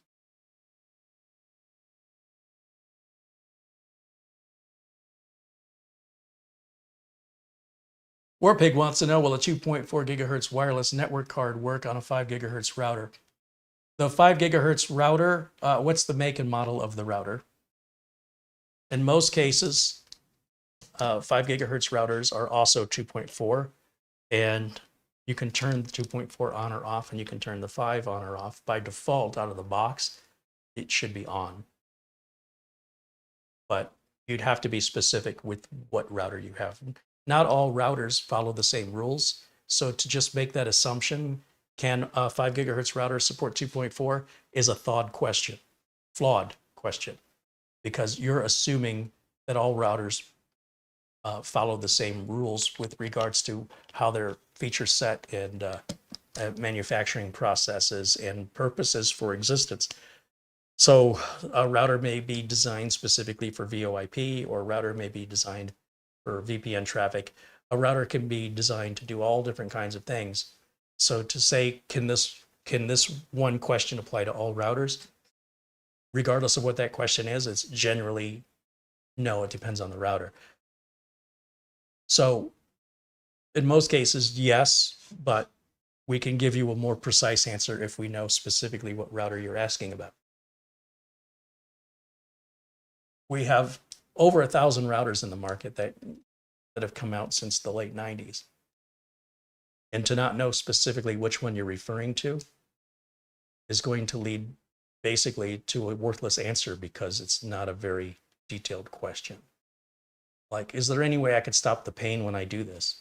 Stop what pain when you do what? What are you talking about? So you can help us provide you with more useful answers by providing us with more detailed questions. I think that's one of the frustrations I have. People say, well, I'm not a tech. And well, I'm not saying you have to be a tech. I'd like you to put the description of the problem in your own words. Sometimes people ask, well, can I hook a 2.4 gigahertz Wi-Fi to a 5 gigahertz router? But they're not telling us why they want the answer to that question. So you need to step back again if you want more useful answers. Explain what it is you're trying to do. I have this XYZ wireless, and I have this XYZ brand router, and I'm trying to fill in the gap, right? Whatever it is. Can I do this? Instead, you've already answered all of that on your own. You haven't provided us with any of that information. And the answer we provide you may not actually give you the end result you think it's going to give you. That's why it helps if we understand what you're trying to accomplish. So we need to take a step backwards. And then we can provide you with information more specific to what it is you want to achieve with the hardware that you have, and if it's possible. He's got a Spectrum router. So Spectrum routers are going to be 2.4 and 5. And if it's a rental, then I would recommend that you call your cable company for support. The reason that, you pay this rental fee is so that when you have specific problems with the hardware you're renting, the support is built into that price. So you should just call your cable company up and ask them in this particular instance.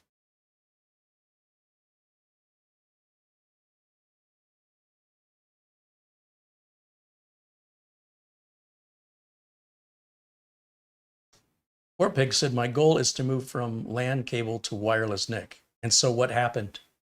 What has led you to what problem have you run into that led you to this question? Where are you at right now? What part has you stuck?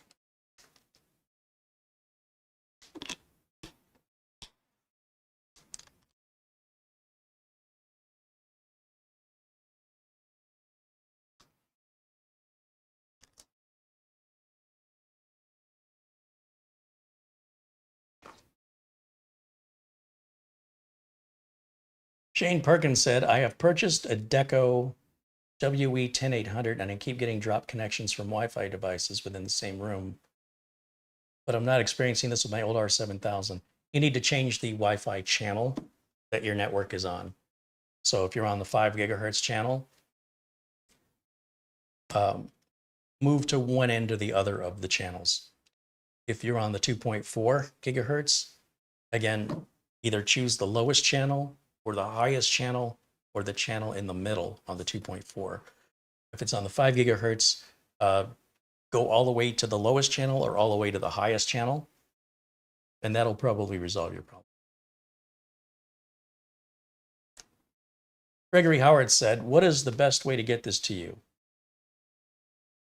I have a 3.5-inch IPS USB mini screen, PC temperature display, 8/64.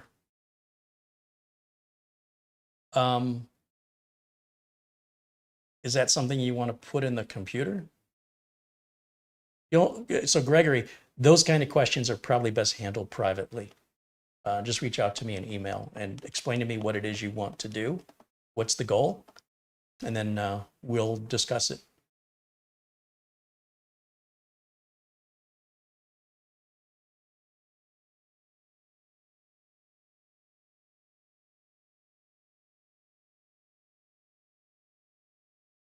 William Dawson says hello from Florida. Hey, welcome in, William.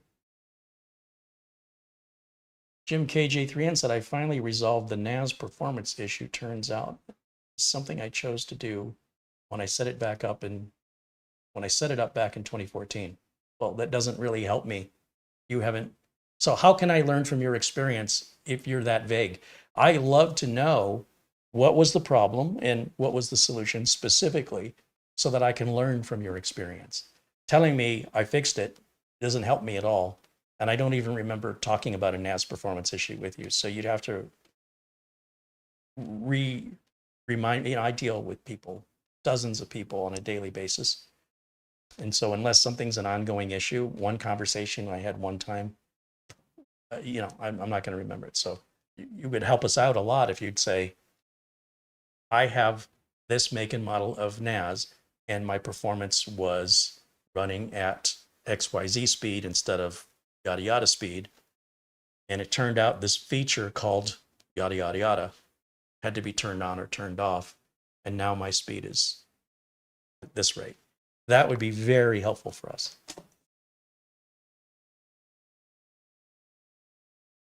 Douglas wants to know, did the storm affect you the other day? Luckily for us, the storm primarily hit in East Phoenix, Southeast Phoenix. I'm in Northeast. So no, we did get a bit of it, but we didn't get what Mesa got. Mesa got hit hard.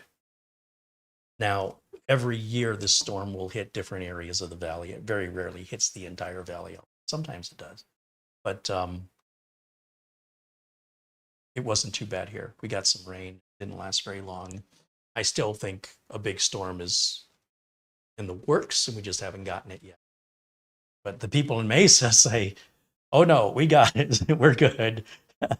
But that did not affect us very much. Not like it affected them.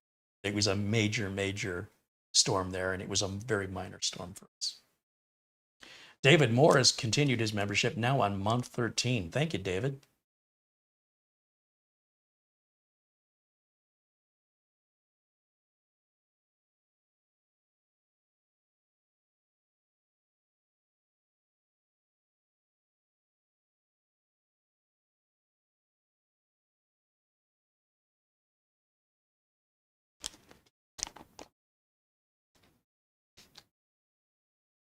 Thomas Backenstow says you're in Glendale. Studio A is in Glendale. Studio B is not.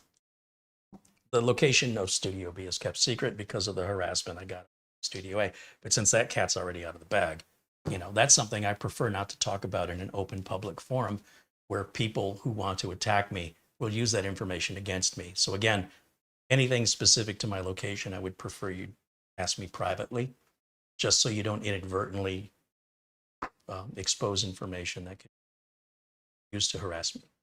Not that you would do it, but it's a consequence because these videos are up indefinitely. And so people with nothing else better to do that want to harass, they hear me talk about something, answering somebody's question. They go, oh, that's his ISP. Oh, that's his carrier. Oh, that's something that's a store around the corner. They can start piecing together where I am. So I'll just leave it as Northeast Phoenix. That's as specific as I want to get for those reasons. When the channel was really, really tiny, it wasn't a problem. But now that I've attracted not you guys, but I've attracted a small group of losers, what am I going to do? The channel grows. There's a certain percentage of losers that come with it, and they just don't have anything else better to do. I mean, they'll eventually get old and die.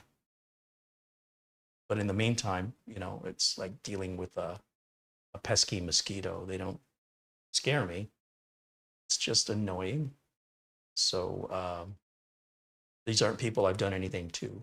So they have no justification for behavior towards me. What are you going to do? They're just not mentally sane.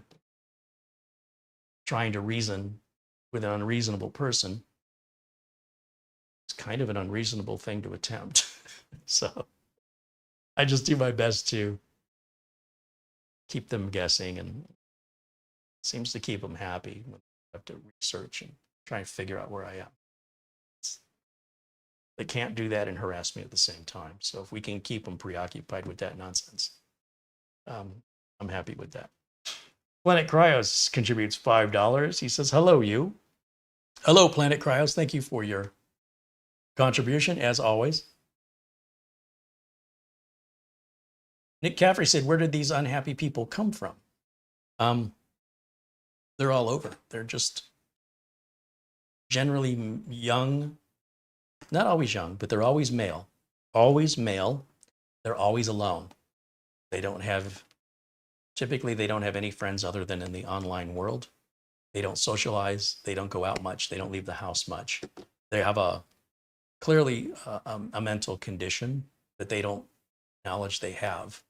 So, you know, what can you do? As the channel grows and becomes more popular, you get to attract some people you didn't necessarily want to attract, but the benefit of it, of that sacrifice, is that we get this amazing group of people gathered here during these live videos, and that's just a consequence of it.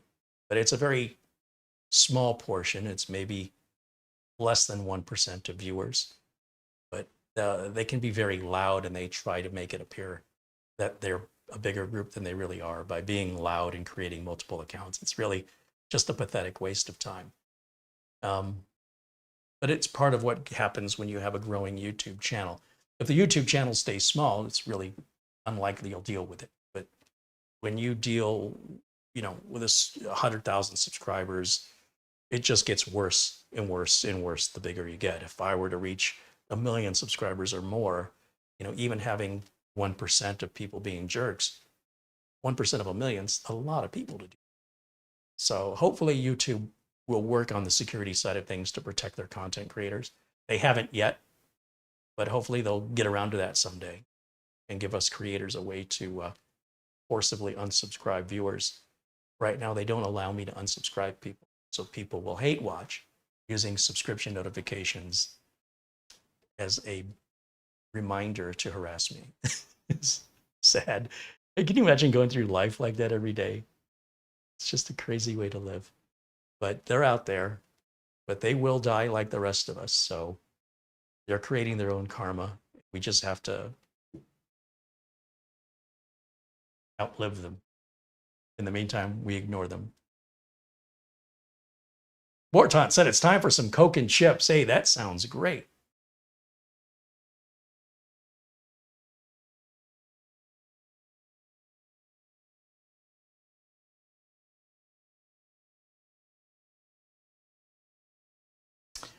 Okay, so there's our first boot up. Let's go back to Windows updates and see what other updates remain. You'll see we don't have any bloatware from MINISFORUM. You're just getting the potentially unwanted programs included with Windows. That's not really bloatware. Those are just PUPs, potentially unwanted programs. They're very small little shortcuts for the most part that are easily removable. Looks like we got all of our updates. We just check advanced options, make sure 0 available, good, good, good. And then let's make sure we are activated. So we'll just type in activation settings here. See if Windows is activated. And we are active. Perfect. It's perfect. I usually come down here and I right click and go to taskbar settings. And then I go to system tray icons that I want to see. I want to see the Bluetooth icon. I want to see Windows security information. I don't want these icons hidden. Microsoft Teams and Microsoft OneDrive, these are things I will uninstall. Those are more than just shortcuts. But to remove the items I don't want, like from the start menu, and I don't know why people whine about this so much. I mean, it must be just the laziest people on the planet, or they have nothing else better to do. But at the time it takes them to whine about it, they could have already removed them. You don't need any specialty software. You don't need to bog your computer down with any third-party removal tools. That's just worse than the problem you're trying to solve, in my opinion. Right-click on the item you don't want and choose uninstall. Watch. It's gone. What did that take? 2 seconds? And just repeat that. And sure, there might be 12 or 13 of them. But in the time I've spoken, I've already removed 4 or 5 of them. And they don't come back. They're gone. I mean, they might come back after a big service pack update, like the 23H2 might put them back. Or they might actually be things you want. So to make the assumption nobody wants these things is a bit preposterous and myopic. But people are people, right? Sometimes all they think about is themselves without any consideration of how that could benefit people. That obviously nobody wants this stuff. And they couldn't be more simple-minded to reality.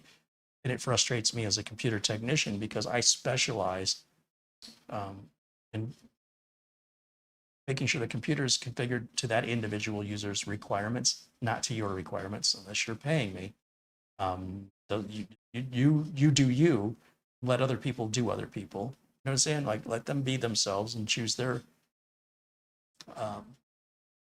preferences as you have the freedom to choose yours. Offer that same respect in return. All right, let's see. I'll look through here just for anything else I want to take out.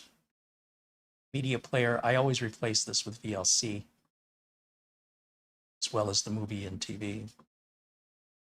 That might be something I just took out of the start menu. And when I reboot, it'll update. I don't want this news. Again, these are just little shortcuts. They're not a big deal. Microsoft OneDrive, I don't use it personally. And if somebody who gets this computer wants Microsoft OneDrive, it's a free download to put it right back on there. But it starts every time the computer starts. And so I would consider OneDrive bloatware, and I would consider Teams bloatware as well. But they don't really compare to the bloatware of yesteryear of McAfee and Norton, which in some cases is still installed by some of the big system integrators. Whiteboard, I'll keep Minecraft Education Edition. It's potentially unwanted software. Mixed Reality Porter, also unwanted software. Mobile Plans is unwanted software for my customers and the way that I configure. You decide what's wanted and unwanted for you, right? I might push the green beans aside on my plate because I think they're disgusting. You might think they're amazing. Either one of us are wrong. I'm not going to start a campaign to encourage the restaurant to stop offering the green beans simply because of my selfish, narcissistic need or desire. Respect other people and other people's preferences, and we'll all get along fine. Xbox Game Bar, that cannot be removed. Xbox Live can be. We'll take that out. And I think that's pretty much it. I mean, that whole process was probably under 10 minutes with me yakking. If I focused and just did that without talking, I probably could have done in half that amount of time. And it never needs to be done again. So it's done. Now I'm going to go ahead and restart the computer because I want to see if that media player gets removed from the apps section. Some of these uninstalls don't actually complete until a restart.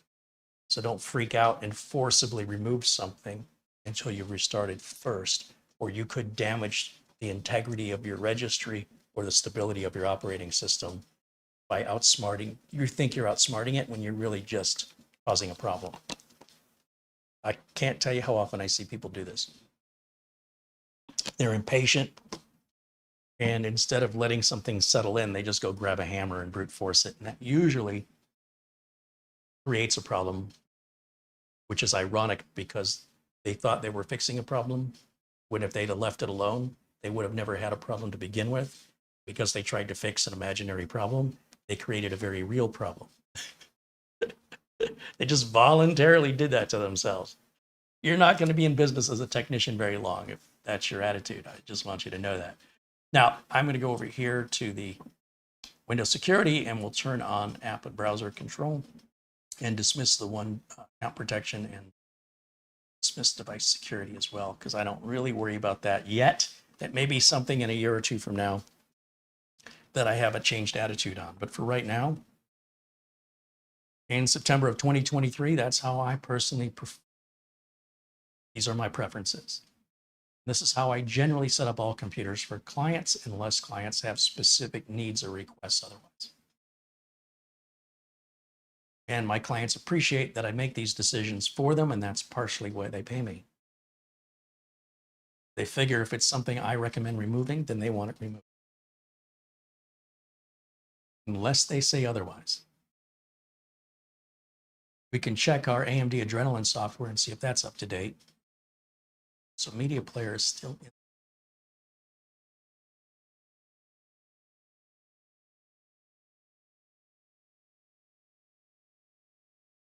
It's taking it out now.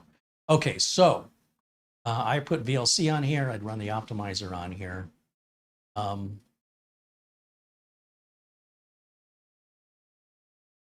Usually fire up, I'll get rid of the chat icon. Go to taskbar settings. It says chat. I usually just turn that off. I don't know anybody who uses it. It's easy enough to turn it back on. And do I want Oh, I want to start up Microsoft Edge and get the welcome screen and stuff out of the way.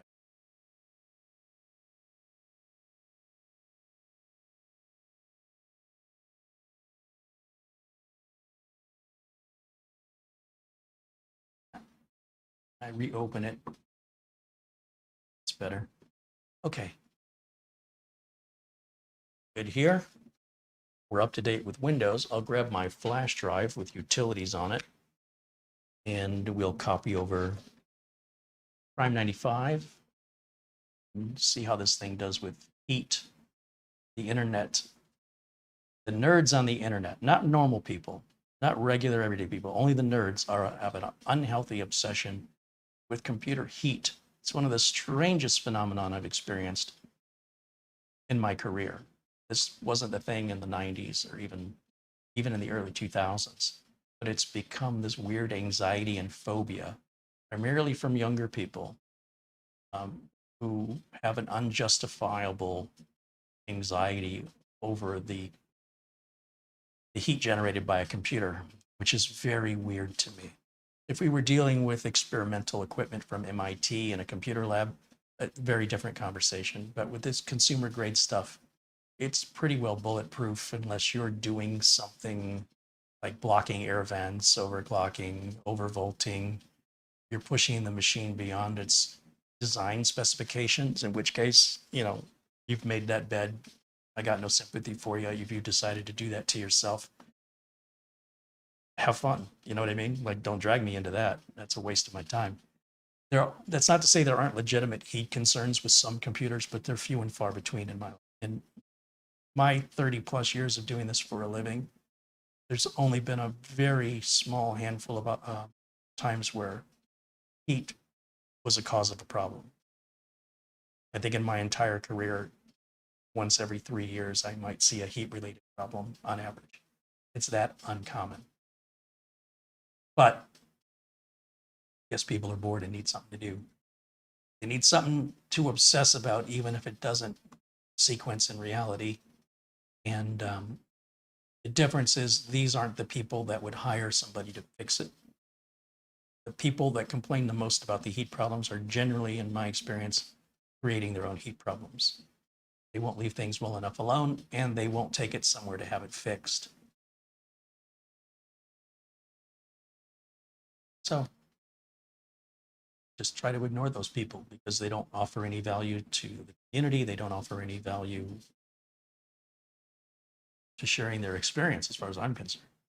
They're doing things they shouldn't be doing in most cases. It's resulting in consequences that they're now asking for help with when they just left it alone. They wouldn't be in that position to begin with. It's a self-created problem in many cases. Now, sometimes we do, we see a liquid cooler burn out and it can cause overheating problems.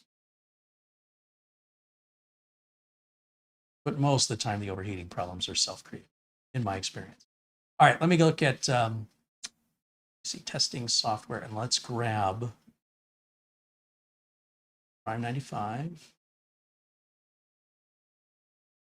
hardware monitor here. Hardware. Last time I've updated, might be old. Let's go ahead and run my optimizer here, and then we'll restart the computer, and then we'll run Prime 95 and see what kind of heat results we get.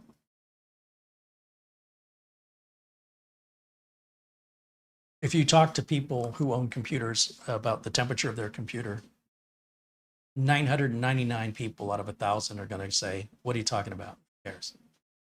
But if you go on the internet and talk to people about the heat of a computer, 999 out of 1,000 people are going to have a discussion about it online. It's a weird thing that people primarily it exists only online and not in the general population in reality. I'm fascinated by that as a business owner who deals with computer problems. If I were to believe the internet, I would think a lot of people, heat is the scourge of owning a computer. And it very rarely ever is the reality. Except, like I said, to people who either built their machine wrong, underpowered their cooling, or, they're overclocking or overvolting it. So in most cases, it's It's almost universally self-inflicted. Okay, so I'm going to go over here to HW info. This, by the way, this computer isn't making a sound. It is whisper quiet. We'll see if that changes as we work it. Let's do sensors only.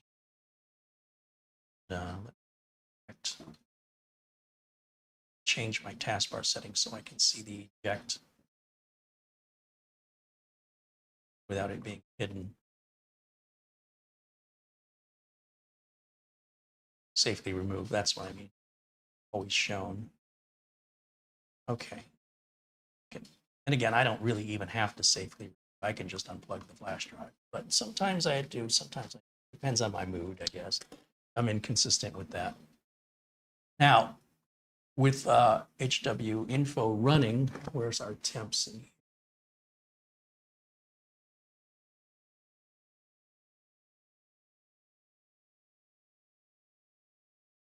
So we're idling right now in the 40 degrees Celsius range. Let's start up Prime 95.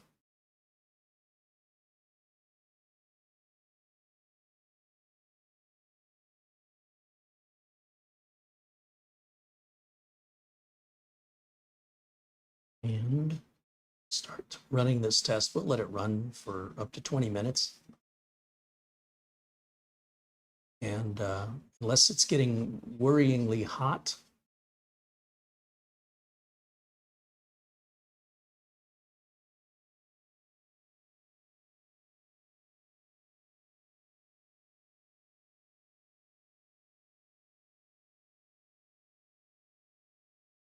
so while the test runs, let me know if there's any technical issues you're dealing with at home or at work, or that you're helping a friend with. See if myself or other members of the chat room can help you.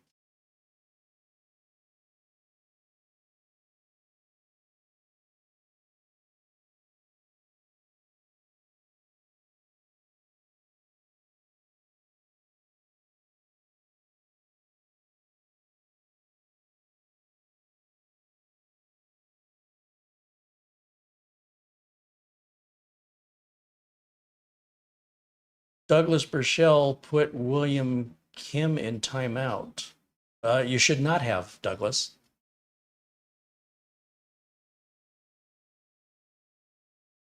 William Lin is asking about a major Bachelor of Science in Public Health degree.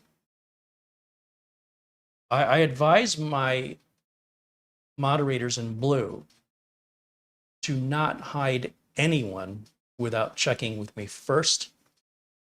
Don't tell me after the fact. I cannot unhide them. So to William Lin, I apologize. I don't believe Douglas understood what you wrote, and then he punished you for his lack of understanding. This is not acceptable, Douglas. Please do not ever time out anybody again without first clearing it with me. If you want to bring something to my attention or to Marlena's attention, that would be a much safer thing than for you to dole out consequences to people without my approval.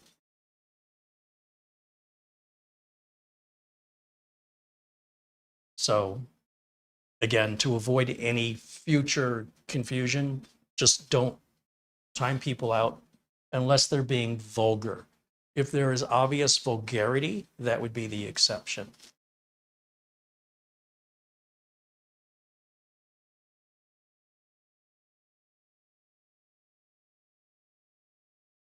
White Bear says, I'm not sure I'll ever understand the obsession with temperatures. Pretty much every time I've ever heard of a temperature issue, it is user error.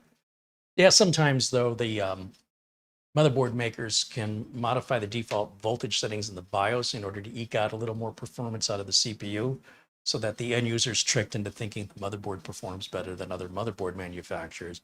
When in fact, if you set those same over voltages to any motherboard, it would perform the same. It's a manipulation to simple-minded folks who don't really understand how things work, and instead they ritualize. And by ritualizing, you know, they know if I click here and I click here, I get this result. So therefore, that's how you accomplish that task.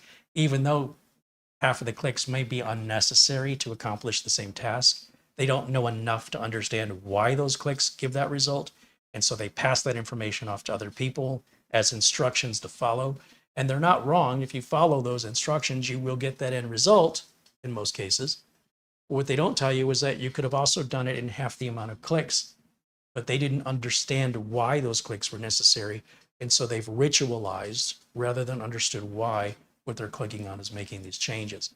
And there's too much of that online. There's too much ritualization and not enough understanding of how things work, which leads to countless times I see documentation with excessive steps that could have been,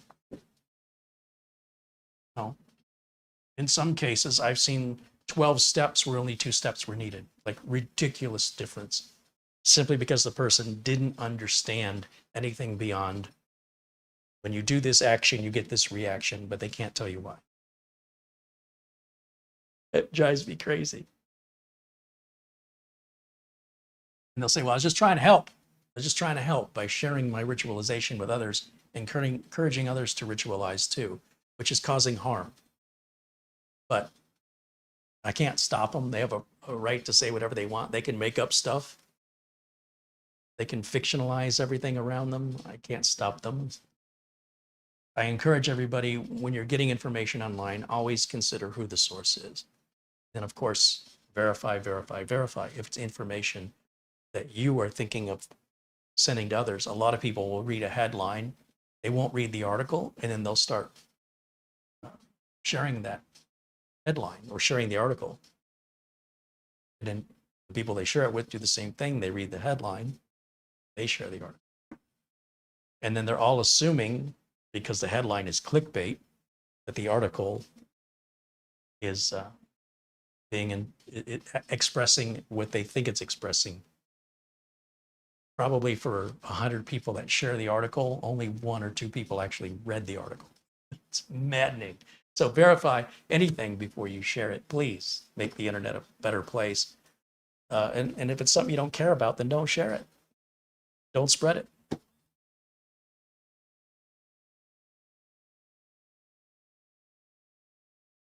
How we're doing on our temps so far? Our test has been running about 6 minutes, I guess, and we're still below 80.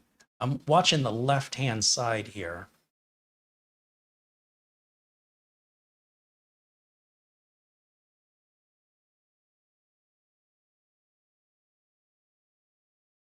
Now, it's difficult to evaluate gaming prowess of any hardware because there's so many tens of thousands of video games on the market. Everything from esports, simulations, retro games, and RPG, first-person shooters, yada, yada, yada, yada. And then within each game, you have different versions and updates. And beyond that, you have all these different settings for resolution and different graphics features you can turn on or turn off. So for me to see any review, quite frankly, of a computer's ability to game, the content creator is picking games. I don't know what they're based on, popularity or what they have available. And they'll often tell you what settings they're using to get what frames per second. But it's highly unlikely that information is useful to any end user unless you're playing the exact same game with the exact same settings. You might think you're getting an idea of how the computer performs because if it does this in Call of Duty, then it should do that in Microsoft Flight Sim 2020. The two are completely unrelated. And then within the settings themselves, you might find it perfectly playable under certain settings that the reviewer would find it unplayable with those settings. So it's really something you feel individually. If there was a handful of games that we all played universally, then this kind of testing would make sense. But because of the variety of games, the number of games, the amount of variety of settings within each game, and depending on the monitor you're playing it on or multi-monitor, depending on the resolution, what frames per second you're looking for, everybody focuses on everything but actually their gaming skill. It's like everybody's focused on how to make the best piano keys, the best case for the piano, the best cooling for the piano, but nobody really plays the piano very well who cares about this stuff. And it's silly to me. It's like buying better pots and pans so you can be a better chef, or buying a better camera so you can be a better photographer, or buying a fancier car so you can be a better driver. There are 6-year-olds running 10-year-old hardware that can spank you at just about any game they play. And you could have the best hardware, overclocked. You could have a $10,000 gaming PC, and the 6-year-old using a 10-year-old PC will spank you in that game every time because they've invested more time and practice in the game. The game itself is not going to make you a better gamer simply because you've got a better video card, more RAM, or excessive cooling. Skill is skill. Thank goodness rich people just can't go and buy that, because I know a lot of people online would do that. It's something that can only be acquired through putting in the work. And putting in the work, regardless if you have a 10-year-old computer or a brand new computer you just hand built, you're still going to put the same work in. Now, if what you're doing is watching gaming and you're not actually playing, then this makes more sense, right? What does this resolution look like with, these settings? But make up your mind. Are you watching a movie or are you playing a game? When I played Halo on the Xbox, the graphics looked fine. And when the anniversary edition of Halo came out where they upgraded the graphics, it looked no different to me. The refinement of the graphics on the screen are periphery to me playing the game and the strategy that I'm focused on accomplishing the goals on the screen or that level. Just because the wall looks smoother or the gun that I'm holding is more refined, it doesn't make an ounce of difference to me. I don't even notice it. But maybe I'm the weird one. I don't know. I find the whole thing very strange. We're now at, about 9 minutes. Is it 9 minutes?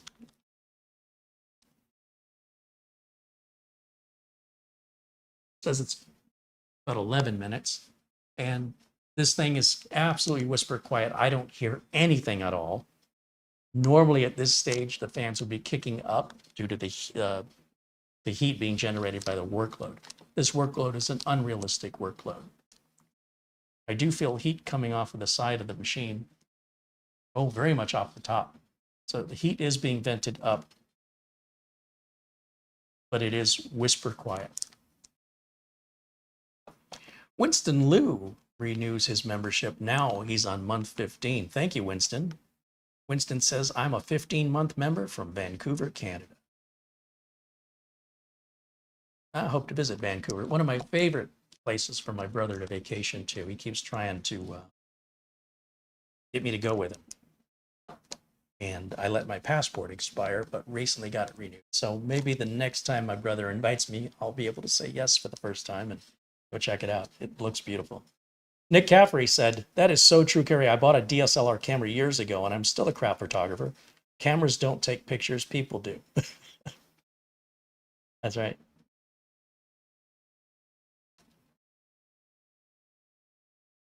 Can you imagine somebody sits in your dining room table and says, wow, this dinner's delicious. You must have amazing pots and pans. How offended would you be if you're the one who prepared that meal?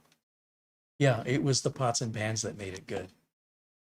Thanks for completely disrespecting my skill. Jim KJ3N said he's taken some rather nice camera shots with point and shoot cameras. Still, some basic skill counts. It's more important than the camera. You can take amazing photographs with any camera.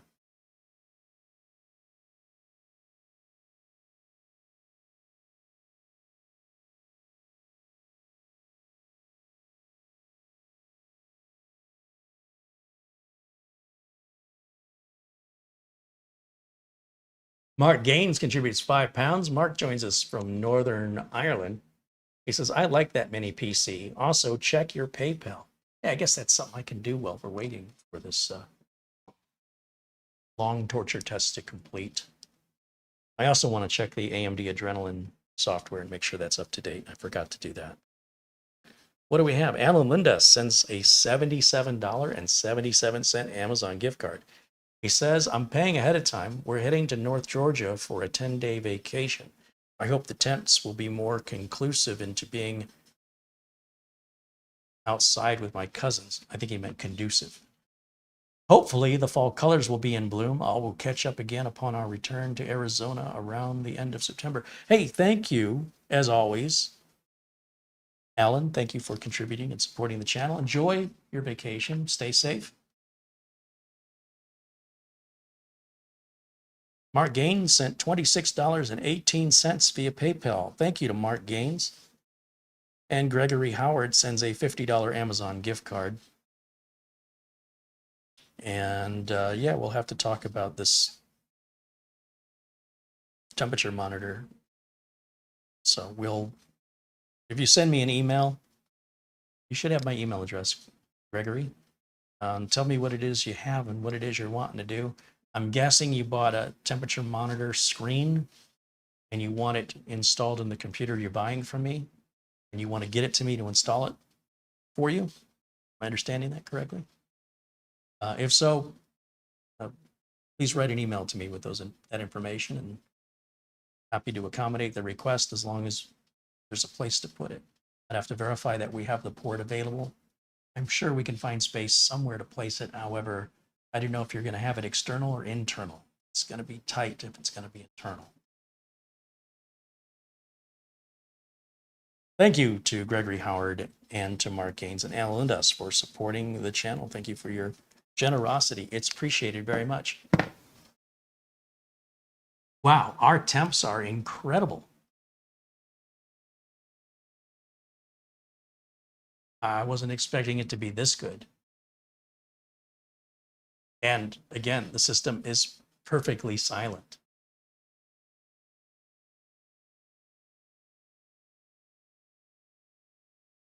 And how many minutes? I have to walk closer to the screen and read it. Been running, about 16 minutes. I know the timer that's at the bottom of the test down here was a little over a minute before we started Prime 95. So when this gets to, let's say, 22 minutes, we'll call that 20 minutes, ballpark it. Because if it's not going to break even 80 degrees Celsius, then it's unlikely we'd ever have any heat-related problems with this machine. And again, it's unlikely you're going to have heat-related problems with any machine if you built it right. It's just an unhealthy obsession. It doesn't make any sense to me. It's unjustifiable. We don't have a world of computer owners just constantly battling heat-related problems. It's just an unbalanced amount of people with that unreasonable concern gathered in one location that can give you the impression that it represents a lot of people or the majority of computer owners, when in fact it's a very, very small fraction who are just quite vocal. You know how I know? Doing this for a living for over 30 years. That's not how I make my money. It's not from repairing computers that are overheating. It never has been. It is just weird. People talk about it like it's like everybody has these problems. Very few people ever have heat-related problems. Barry says any monkey can take a picture. Yes, but not necessarily a good picture. But if you take enough pictures, right, if you keep taking picture after picture after picture, some of those pictures are just going to be good just through the statistical, like, it's like if you're always bet on black on the roulette table, sooner or later it's going to come up as black. You know what I mean? You play long enough, you're going to win a few times. But that really has nothing to do with the camera, right? Whether or not you're taking a lot of pictures or you're taking good pictures, or the percentage of good pictures you take depends on your skill level as a photographer. Just randomly, blindly shooting photographs, you will eventually have some good ones, but you won't be able to count on them or count on a profession to be paid as a photographer if you're just gambling away luck in the hopes that some of the pictures are good enough to sell. So that's really a difference between a hobbyist and a professional.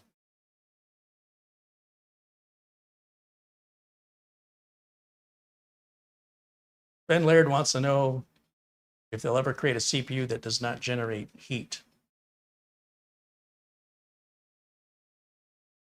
It seems unlikely. The more work that's being done, the more heat's being generated. So if you want something fast, responsive, it's going to require more power in order to drive. It's sort of like a race car. If you want that race car to go faster, you're going to have to generate more power. In generating more power, you're going to consume more fuel. And you're also going to create more heat. It's just physics. I mean, if you want to study physics, you'd be better to understand this stuff. I think it's just a lack of understanding like thermodynamics and how things work. It's sort of a principle of the universe. The idea that they could make a rocket ship that doesn't get hot doesn't make any sense. How would the rocket go up without heat? So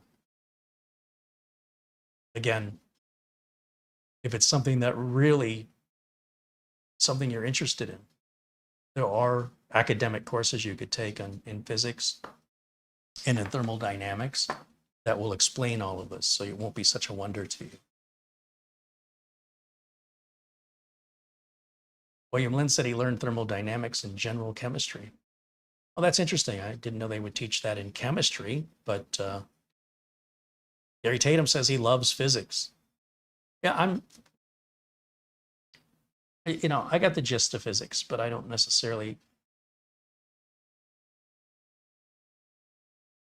want to study it. To me, it's not that great of an interest for me personally. Todd Wickham says, with my one good hand, I always take 5 or more pictures. There's bound to be at least one good one in there.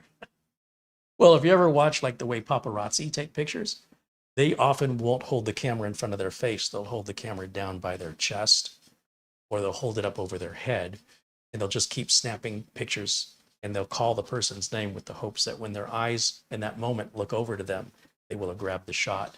And then in post-processing, they can center the picture. Through post-processing, they can make the picture more sellable. But the idea is that you've got to capture the shot. So they're just constantly, just hear the camera shutters, chick, chick, chick, chick, chick, chick, chick, chick. That's why they do that. Somewhere in all of those shots, they hope to have some sellable photos. John Inglis said, I'm a pro photographer and I still take crappy photos sometimes. Hey, even professional gamers have days where they game horribly. Even professional cooks have meals they've cooked. Look, are you expecting to be a robot? Are you trying to remove your humanity? Are you just never want to grow as a person? You're just going to say, this is as good as I'm ever going to be. I will never experiment to try and become any better. I'm always going to have the same mood and the same attitude every day like a machine. You would not be human to expect yourself to have the results of a robot. You would be dehumanizing yourself.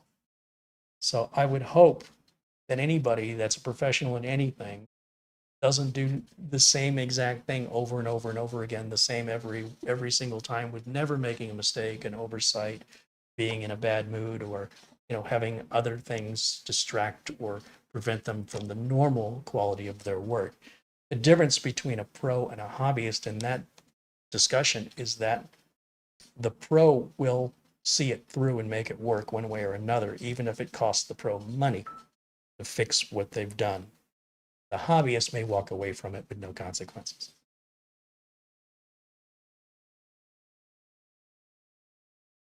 Would you mind checking the front door? Thank you. So now we are in 23 minutes. So I've let this test run much longer than I anticipated. And it looks like we're nowhere near having any heat problem. I'm very impressed with this. So I'm going to go ahead and stop this test and click OK here. And then we should see these temps instantly start to fall quite rapidly.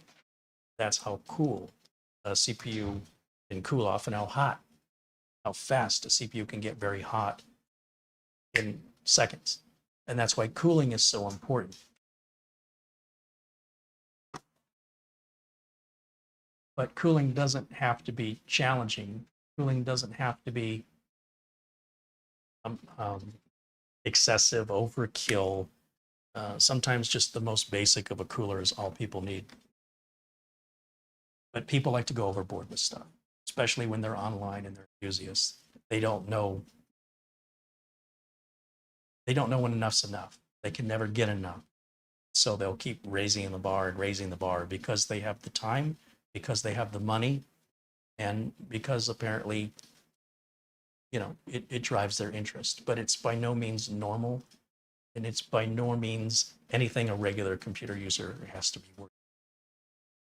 I'm going to try Crystal Disk Mark, see what kind of performance we're getting out of this solid state drive. So we'll go back to my PC testing software, back over to Crystal Disk Mark Portable Edition. We'll drag that out. Plug that. You see that time I didn't eject it first. Sometimes I do, sometimes I don't. We're going to go to Crystal Disk Mark and 64-bit. C drive, we'll do all the tests. We'll see what this comes out to. Peter VZ has been a member now for 3 months. He says, thank you for the just great community and to all the people in the chat. CareyHolzman and Marlena DG. Well, thank you. Thank you for being a part of it. Okay, so when we see speeds over 3600, we know we're in Gen 4 range. Gen 4 can be anything from about 3700 to 7300. When we're at 4800, it kind of puts us in the middle of the performance range, and that's typically what you're going to find where system integrators are not going to go overboard with the high-speed RAM and high-speed storage, because they wouldn't sell enough computers and they would probably go bankrupt. That's for the enthusiasts to do. Most people will never notice a difference from using the computer at 4800 megabytes per second versus 7300 megabytes per second, unless they're running benchmarks like this, just how fast the computer boots and how long things take to load. Most human beings can't sense that milliseconds of difference that makes. Some can, but again, very few people. A lot of people are just fascinated with benchmarks, and they're just spending money needlessly to see bigger numbers, even though it has no real impact in reality. And there's nothing wrong with that. There's nothing illegal. It's just, for me as a technician, I don't make my living selling people things they don't need and overcharging them for the fastest thing, when in fact, that for the end user themselves, they'll see no difference, but they will absolutely experience a difference in their wallet. My customers appreciate that about me. A lot of other techs will oversell and tell them all the benefits to buying the more profitable item so that the tech can make more money. But that's not really looking for your customers. I don't think that's morally right to charge people to then charge them. You're charging them to charge them, which is ridiculous. All right, let's see. What did I get from Amazon?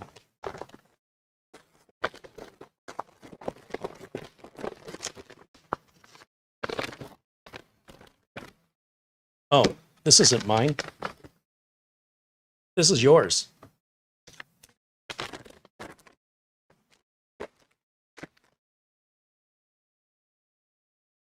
Oh, I don't mind.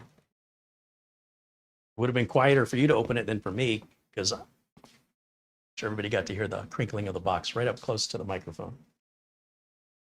ASMR package opening.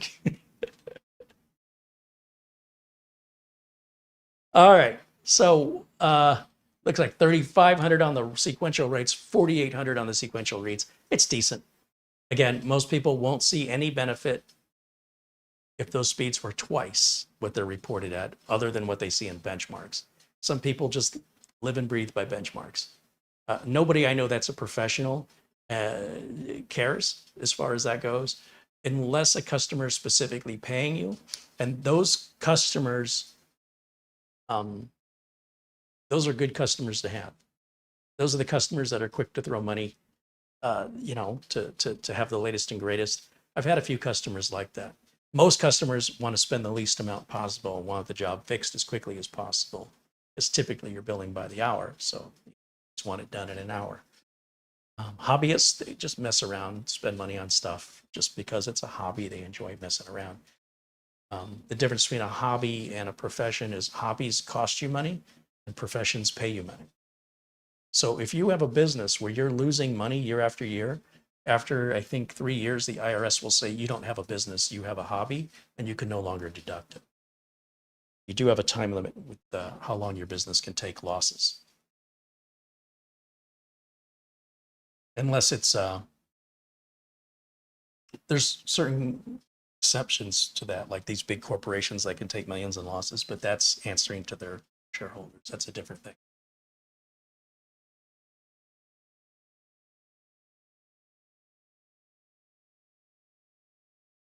The Firax says, should I consider something else to cool my i7-13700K? I have a Noctua NHU14S. What problem are you trying to solve? Is the cooler too loud, or is your CPU overheating? And what are you doing that's causing the overheating? So I'd have to know, you know, I can't answer if you should consider replacing something unless I understand what your goal is. What are you trying to achieve?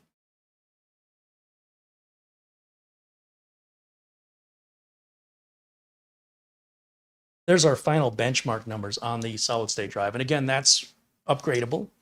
You can take the drive out. You can order this bare bones and put your own drive in it.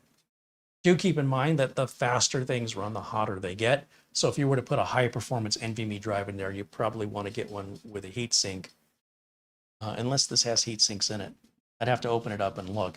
But the way that this comes stock from MINISFORUM, it's ready for you to rock and roll. You don't need to open it up and modify it. They've already done all that for you. That's what you're paying them for.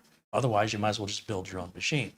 Now, the AMD Adrenalin software I wanted to check out. So let's look at this red box. What is it? Oh, that's Prime 95. Let's get rid of that. And let's just type in AMD down here and see if Adrenalin software is there. Software app.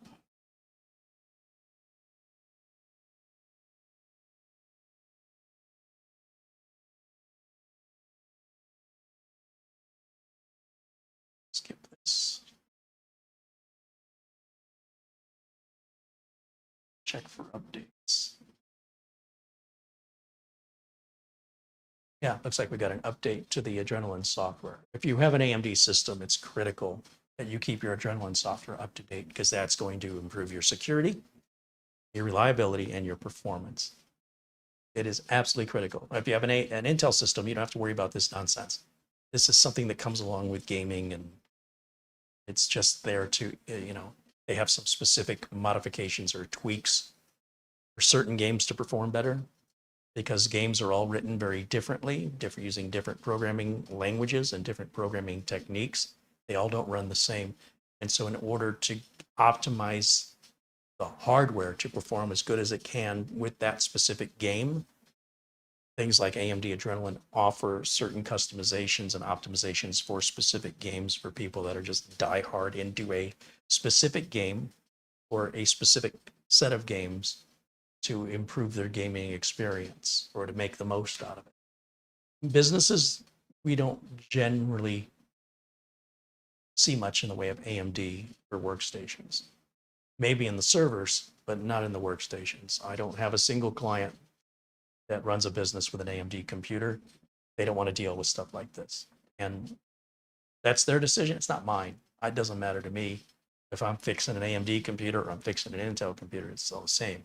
If they did have AMD computers, this would be part of my maintenance package to always make sure that this gets updated. And that's unique to AMD. It's not something I do with Intel.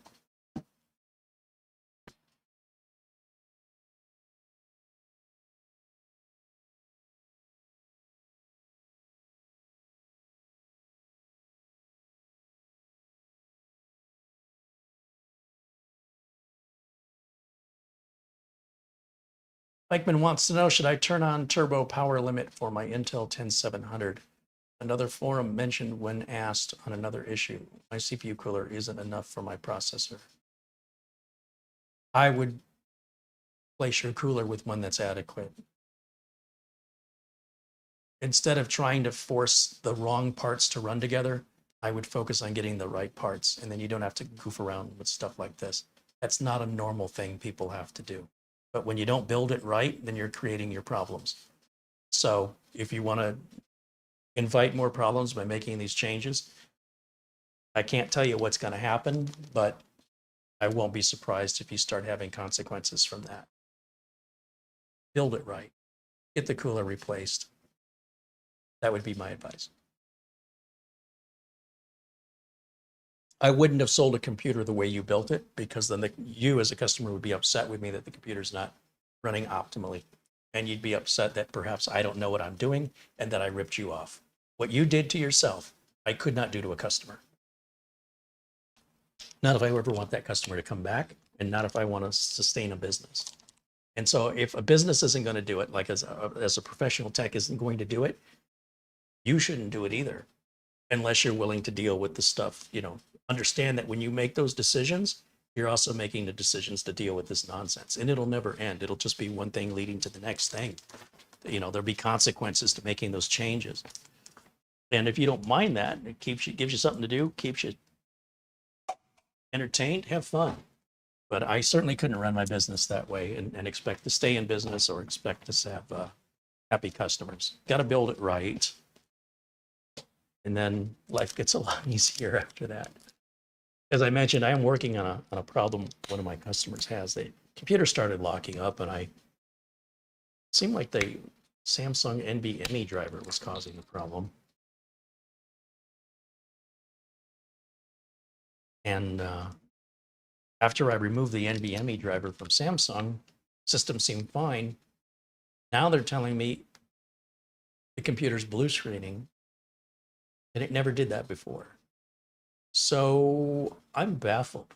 So I'll probably be heading back over to my clients after hours and take a look at what's going on there. The computer's built with the exact same motherboard, processor, RAM, storage, and configuration as all the other machines in the office in order to make support easier. And it's baffling, when you have everything the same, but one particular computer is acting differently than the rest when they're otherwise identical in every way. And it never did that for me, right? I was able to replicate the lockups, but I never saw it blue screen. And after I made the change, I couldn't get it to lock up again. When I left, it was working. Today, they tell me it's blue screening out. This is very strange. Something's wrong with the computer. I don't know if it's a hardware problem or a software problem. Did our internet go down? I'm still connected. Yeah, so it looks like there's 2 internet connections here. And it looks like, no, we should be online.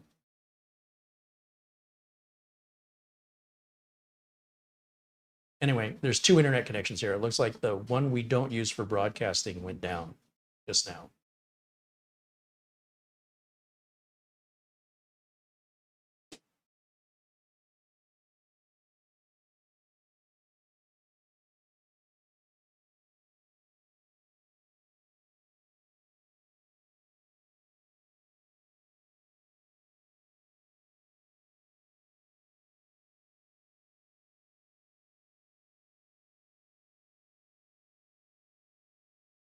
And see that so the tablet that I'm looking at the chat room on is on the internet connection that's down. But I'm looking over at the router, and the router says it's fine.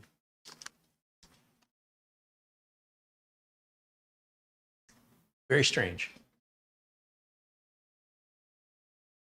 Oh, now the router's come up with an exclamation point that tells me it's all fine. It's really nice when you've got a router that gives you an LED or a symbol. In this case, I get a big exclamation point on the front of the router.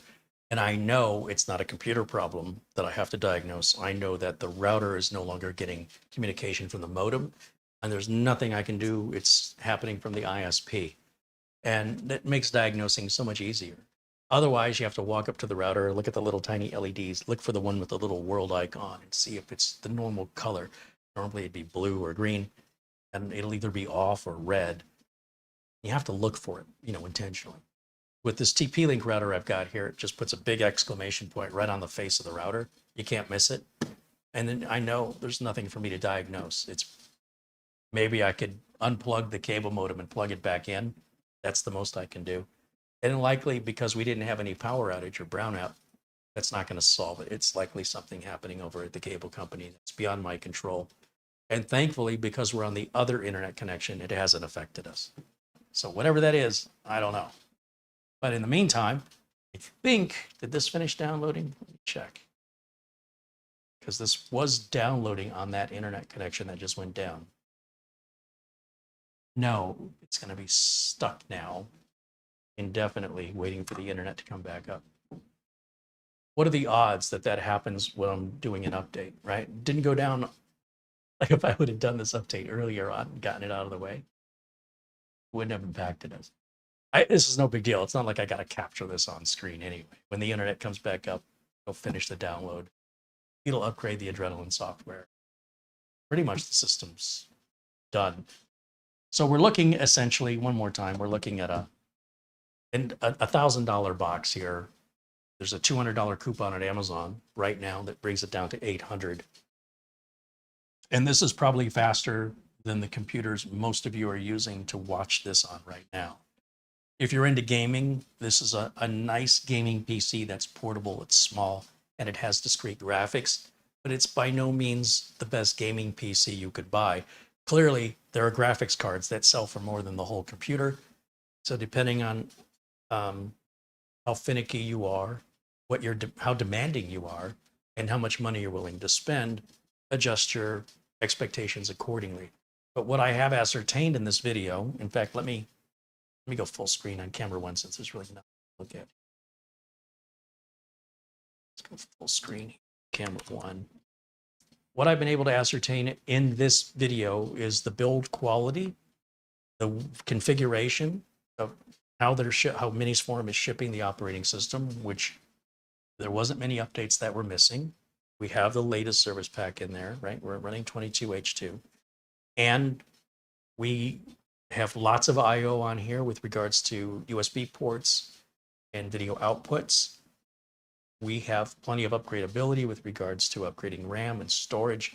And apart from having to remove these rubber feet to get to the screws, I think that part is really the only complaint I've got. If they want, if MINISFORUM wants to say this is easy to get into, then stop hiding the screws on us. They could have made these little rubber silicone feet a little shorter, cut the ends off of it so the screws were exposed, or mold the rubber feet with holes that line up with where the screws are so that you don't have to remove the rubber feet. I don't know why MINISFORUM keeps making what I consider to be an error in judgment here. I understand if you're trying to make something really cheap, really inexpensive, and you're going to suffer the consequences of buying cheap stuff. I kind of feel like the rubber feet covering the screws is something you see on cheaper products. This product is not a cheaper product, and it's not cheaper in how it's equipped. It's not cheaper in how it's built.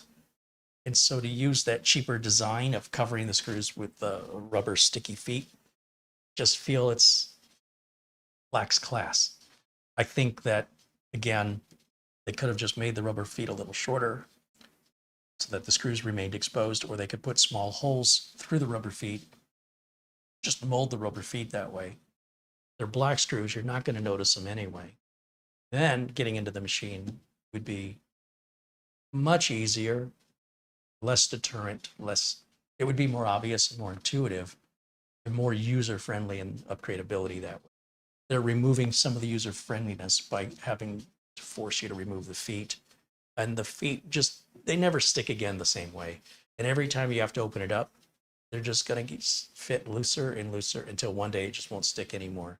You're going to have to get some glue or something and figure out another way to make it stick, which is completely avoidable by just simply not making the rubber feet as long as they are to cover the screws, or by putting holes through the rubber feet so that way the rubber feet never have to be removed under any circumstance. As a technician, I don't consider myself, one, a plumber, nor do I consider myself somebody who applies stickers, right? Anybody can put a sticker on. It shouldn't be the job of a technician to have to reapply stickers when I'm done working on a machine. It feels cheap. So other than that, I don't really have any suggestion for improvement here. I think MINISFORUM has done an excellent job, and I think you know, if you tried to build something like this, it would cost you way more than $800 to build what you're getting here. So I think it's a great value for the money, and MINISFORUM have a reputation for building quality and having great support if you need it. Whereas if you build it yourself, you're on your own in that regard. So, you know, there's convenience. There's the size of the package. You're never going to be able to build it that small and that compact and have discrete graphics. Very unlikely. And if you were, it would cost you a lot more money. I think they've got a nice winning combination here. And I'm glad to see, you know, getting outside of those budget N100 and N95, you know, $150, $200 boxes, which are great for people who only want or can afford the bare minimum. But for the rest of us who want, you know, to actually use our computers for productivity, or even in this case for gaming, it's nice to see machines at this level that are below $1,000. So yeah, thumbs up for me all the way. I would have no hesitation in recommending this for my clients, even my business clients. It's got the horsepower. And again, yeah, we have to make sure that AMD Adrenalin software is up to date, but that's just one additional thing. It's not that big of a deal. I can't get over how quiet the machine is, and its thermal performance was outstanding. Given that my internet connection is all flaky now, I guess that's the big hook coming out to pull me off stage. So I guess we'll go ahead and wrap things up. Let me just take a quick look here in the chat and see if there's any last questions that I can answer for you guys. And then other than that, we'll wrap it up for today.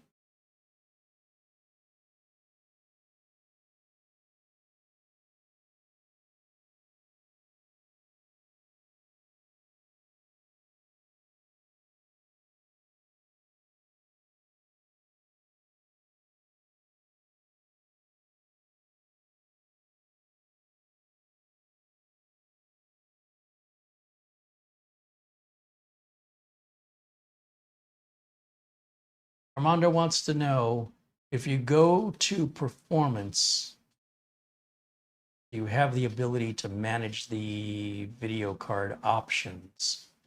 Well, given that we've lost our internet connection, I don't know if we're stuck on that screen or if we can manipulate the options. I can take a look. It's going to be HDMI input. And we'll turn off one.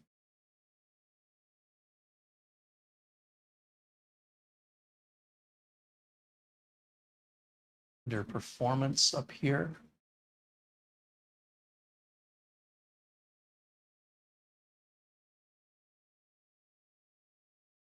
There's tuning.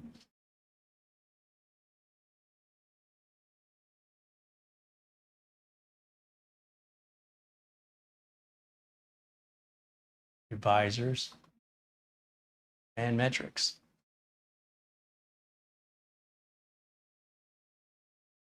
So I don't know if that answers your question, but that's what you have under the performance tab. Let's see if there's any other questions I can answer here. You don't have to preface your question by telling me it's a question. When you ask your question, as a human being, I'm able to discern that what you just wrote was a question. It's weird. I have a question. You don't need to tell me you have a question. You just need to ask your question, and I'll be able to discern that it's a question. Did you think I would be confused? I don't know if that's a question. Cracks me up. Let's see.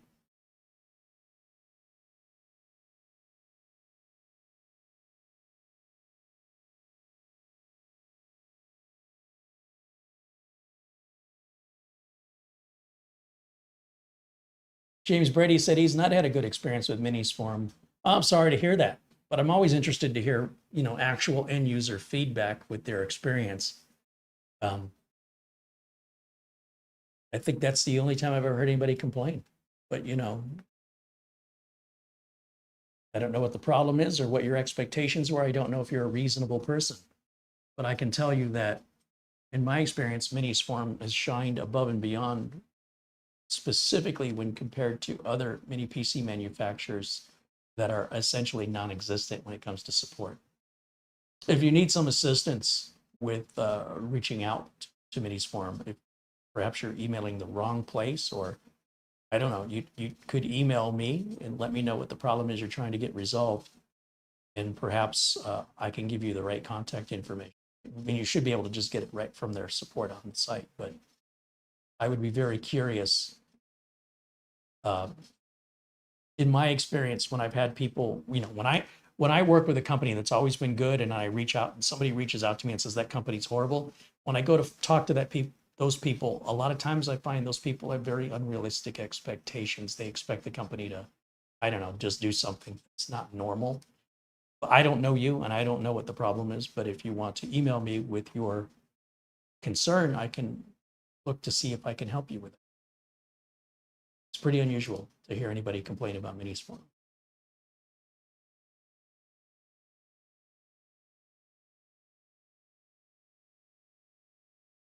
Todd Wickham says, thanks, Carey. See you next time around. Oh, thank you, Todd. Peter VZ contributes €1. Thank you, Peter.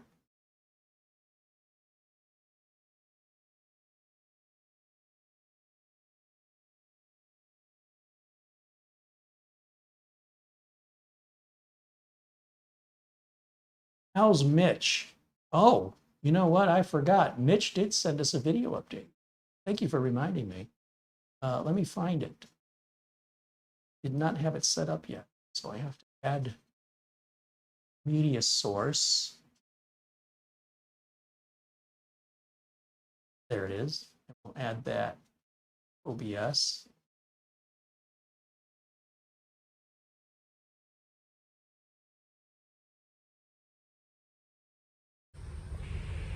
Hello, Uncle Carey and everybody in chat. This is your Uncle Mitch coming to you from beautiful Halong Bay. I'm on a 3-day cruise. I have to tell you that it has rained off and on every single day since I've got here, but we've got a little break in the weather on this beautiful cruise, and so yeah, miss you guys, and I'll send other video of my adventures as they happen later. All right. So we just heard there from Mitch joining us from Vietnam, and apparently enjoying the rainy weather there. Thank you for the reminder. Yeah, and hopefully we'll get some more short video clips from Mitch as he traverses around Vietnam. That was beautiful, wherever he was.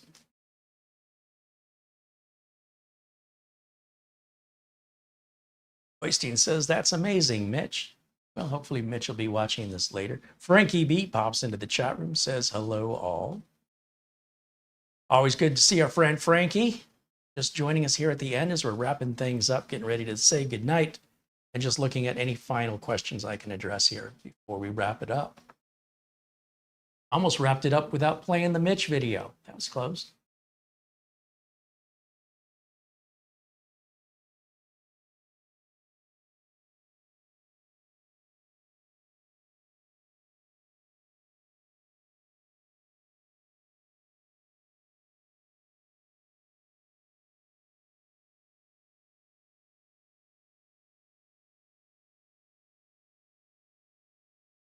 John English wants to know if I got his super chat. I didn't see one from you, John.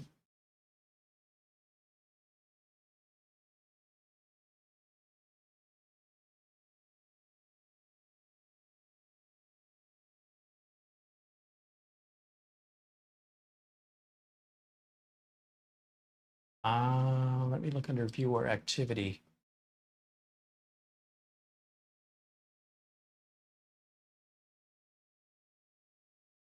I'll tell you what, I'm going to go through those super chats and say thank you to these kind folks who've contributed via today's live stream. We'll start out with the first. That's Paul O'Brien, our good friend Peter Laycock, who renewed his membership today. Thank you, Buster. He also contributed 20 pounds. You're the best, Buster. Thank you again for hanging out with us and for your continued support and generosity. Peter VZ and Craig Casabona contributed. I think I missed Craig's contribution. Craig contributed $20 via Super Chat. Thank you, Craig. Ben Laird and Rob Warren. Might have missed Rob's there. He contributed,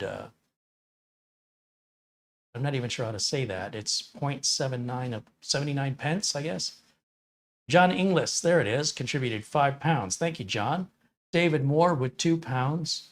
And Rob Warren again with 79 pence. I guess I missed a bunch of these. And Rob Warren again with 79 pence. Paul O'Brien with €2. 3D Everything with $20 super chat. John Science Rocks renews his membership now on month 3 of membership. Right on. Thank you, John. Avery Ramsdorf contributed $4. I guess I missed a bunch of you guys. I apologize. I was on the desktop screen for that whole Prime 95 thing, and I didn't see any of these. David Moore renews membership now for month 13 he's on. Planet Cryos contributes $5, and Mark Gaines with £5. Winston Liu is now a member for 15 months. And Peter VZ, a member now for 3 months, and also contributes €1. So my thanks to all of you, and the PayPal and Amazon gift cards from Alan Lindas. Thank you for your very generous Amazon gift card. Thank you, of course, to Mark Gaines for the $26.18 PayPal contribution, and to Gregory Howard, who sent a $50 Amazon gift card.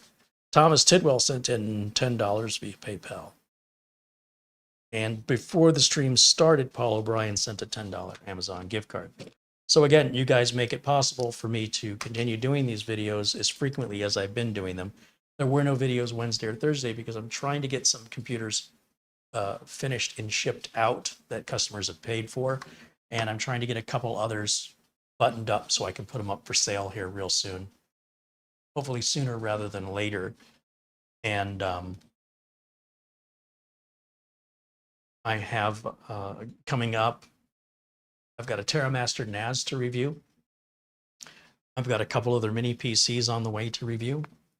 And I've got a couple other builds to finish up using some of the older hardware that I have, some 10th gen stuff that just need to go in cases of power supplies and then get them priced and get them out of here. I want to get all these machines out by the end of this month, and I've only gotten 3 or 4 out of 12, and I'm already 2 weeks into the month with 2 weeks left. So if I repeat what I've already done, I'm only going to get through 2/3 of what I have. I need to step up my game, but as long as I've got to deal with customers calling with issues, that always takes priority. So probably either later tonight or this weekend, I got to go to my clients and try and figure out what's causing this computer to act so erratically. It's very strange. And they have a couple of spare computers. We haven't resorted yet to just swapping it out. I really want to know what's causing the problem. And I may even bring it back here to test it, but they don't want anything of theirs filmed. So I can't share that with you, unfortunately, but I can tell you about it once I have it all done.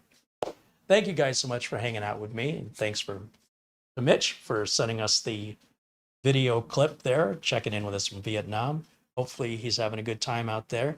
Thanks to all of you for watching and participating in today's video. Thanks to MINISFORUM for sending the computer for review. And of course, thanks to Camera Girl for the camera work and thumbnail used in today's video. A shout out one more time to the folks over at $300 Data Recovery, the cheapest professional data recovery service, which is also the highest rated data recovery service on Yelp on the planet. If you ever need data recovery or know anybody who does, save them the heartache of these companies that well, they essentially rip people off, as far as I'm concerned. Don't even waste your time with them. Do your own research and you'll see what I'm talking about. $300 data recovery is a fraction of what data recovery companies charge people, typically $1,200 to $2,000. Also, if you're ever looking for a Windows or Microsoft Office license, be sure and check out our friends at VIP CDK Deals, where you can save big money on legitimate Windows and Microsoft Office license keys. This company's been around like 14, 15 years. They're not selling stolen keys or anything like that. It's all legitimate. And you have 30 days support, guaranteed the product key works. If you buy a product key and you don't use it for 30 days and then you find out it doesn't work, I'm not saying you're not going to get support, but it's like trying to return something to the store that you bought over a month ago. Sometimes the store will take it back, sometimes they won't. It's usually a 30-day return policy. It's very normal in the industry. So I'm suggesting wait until you need a product key to buy it.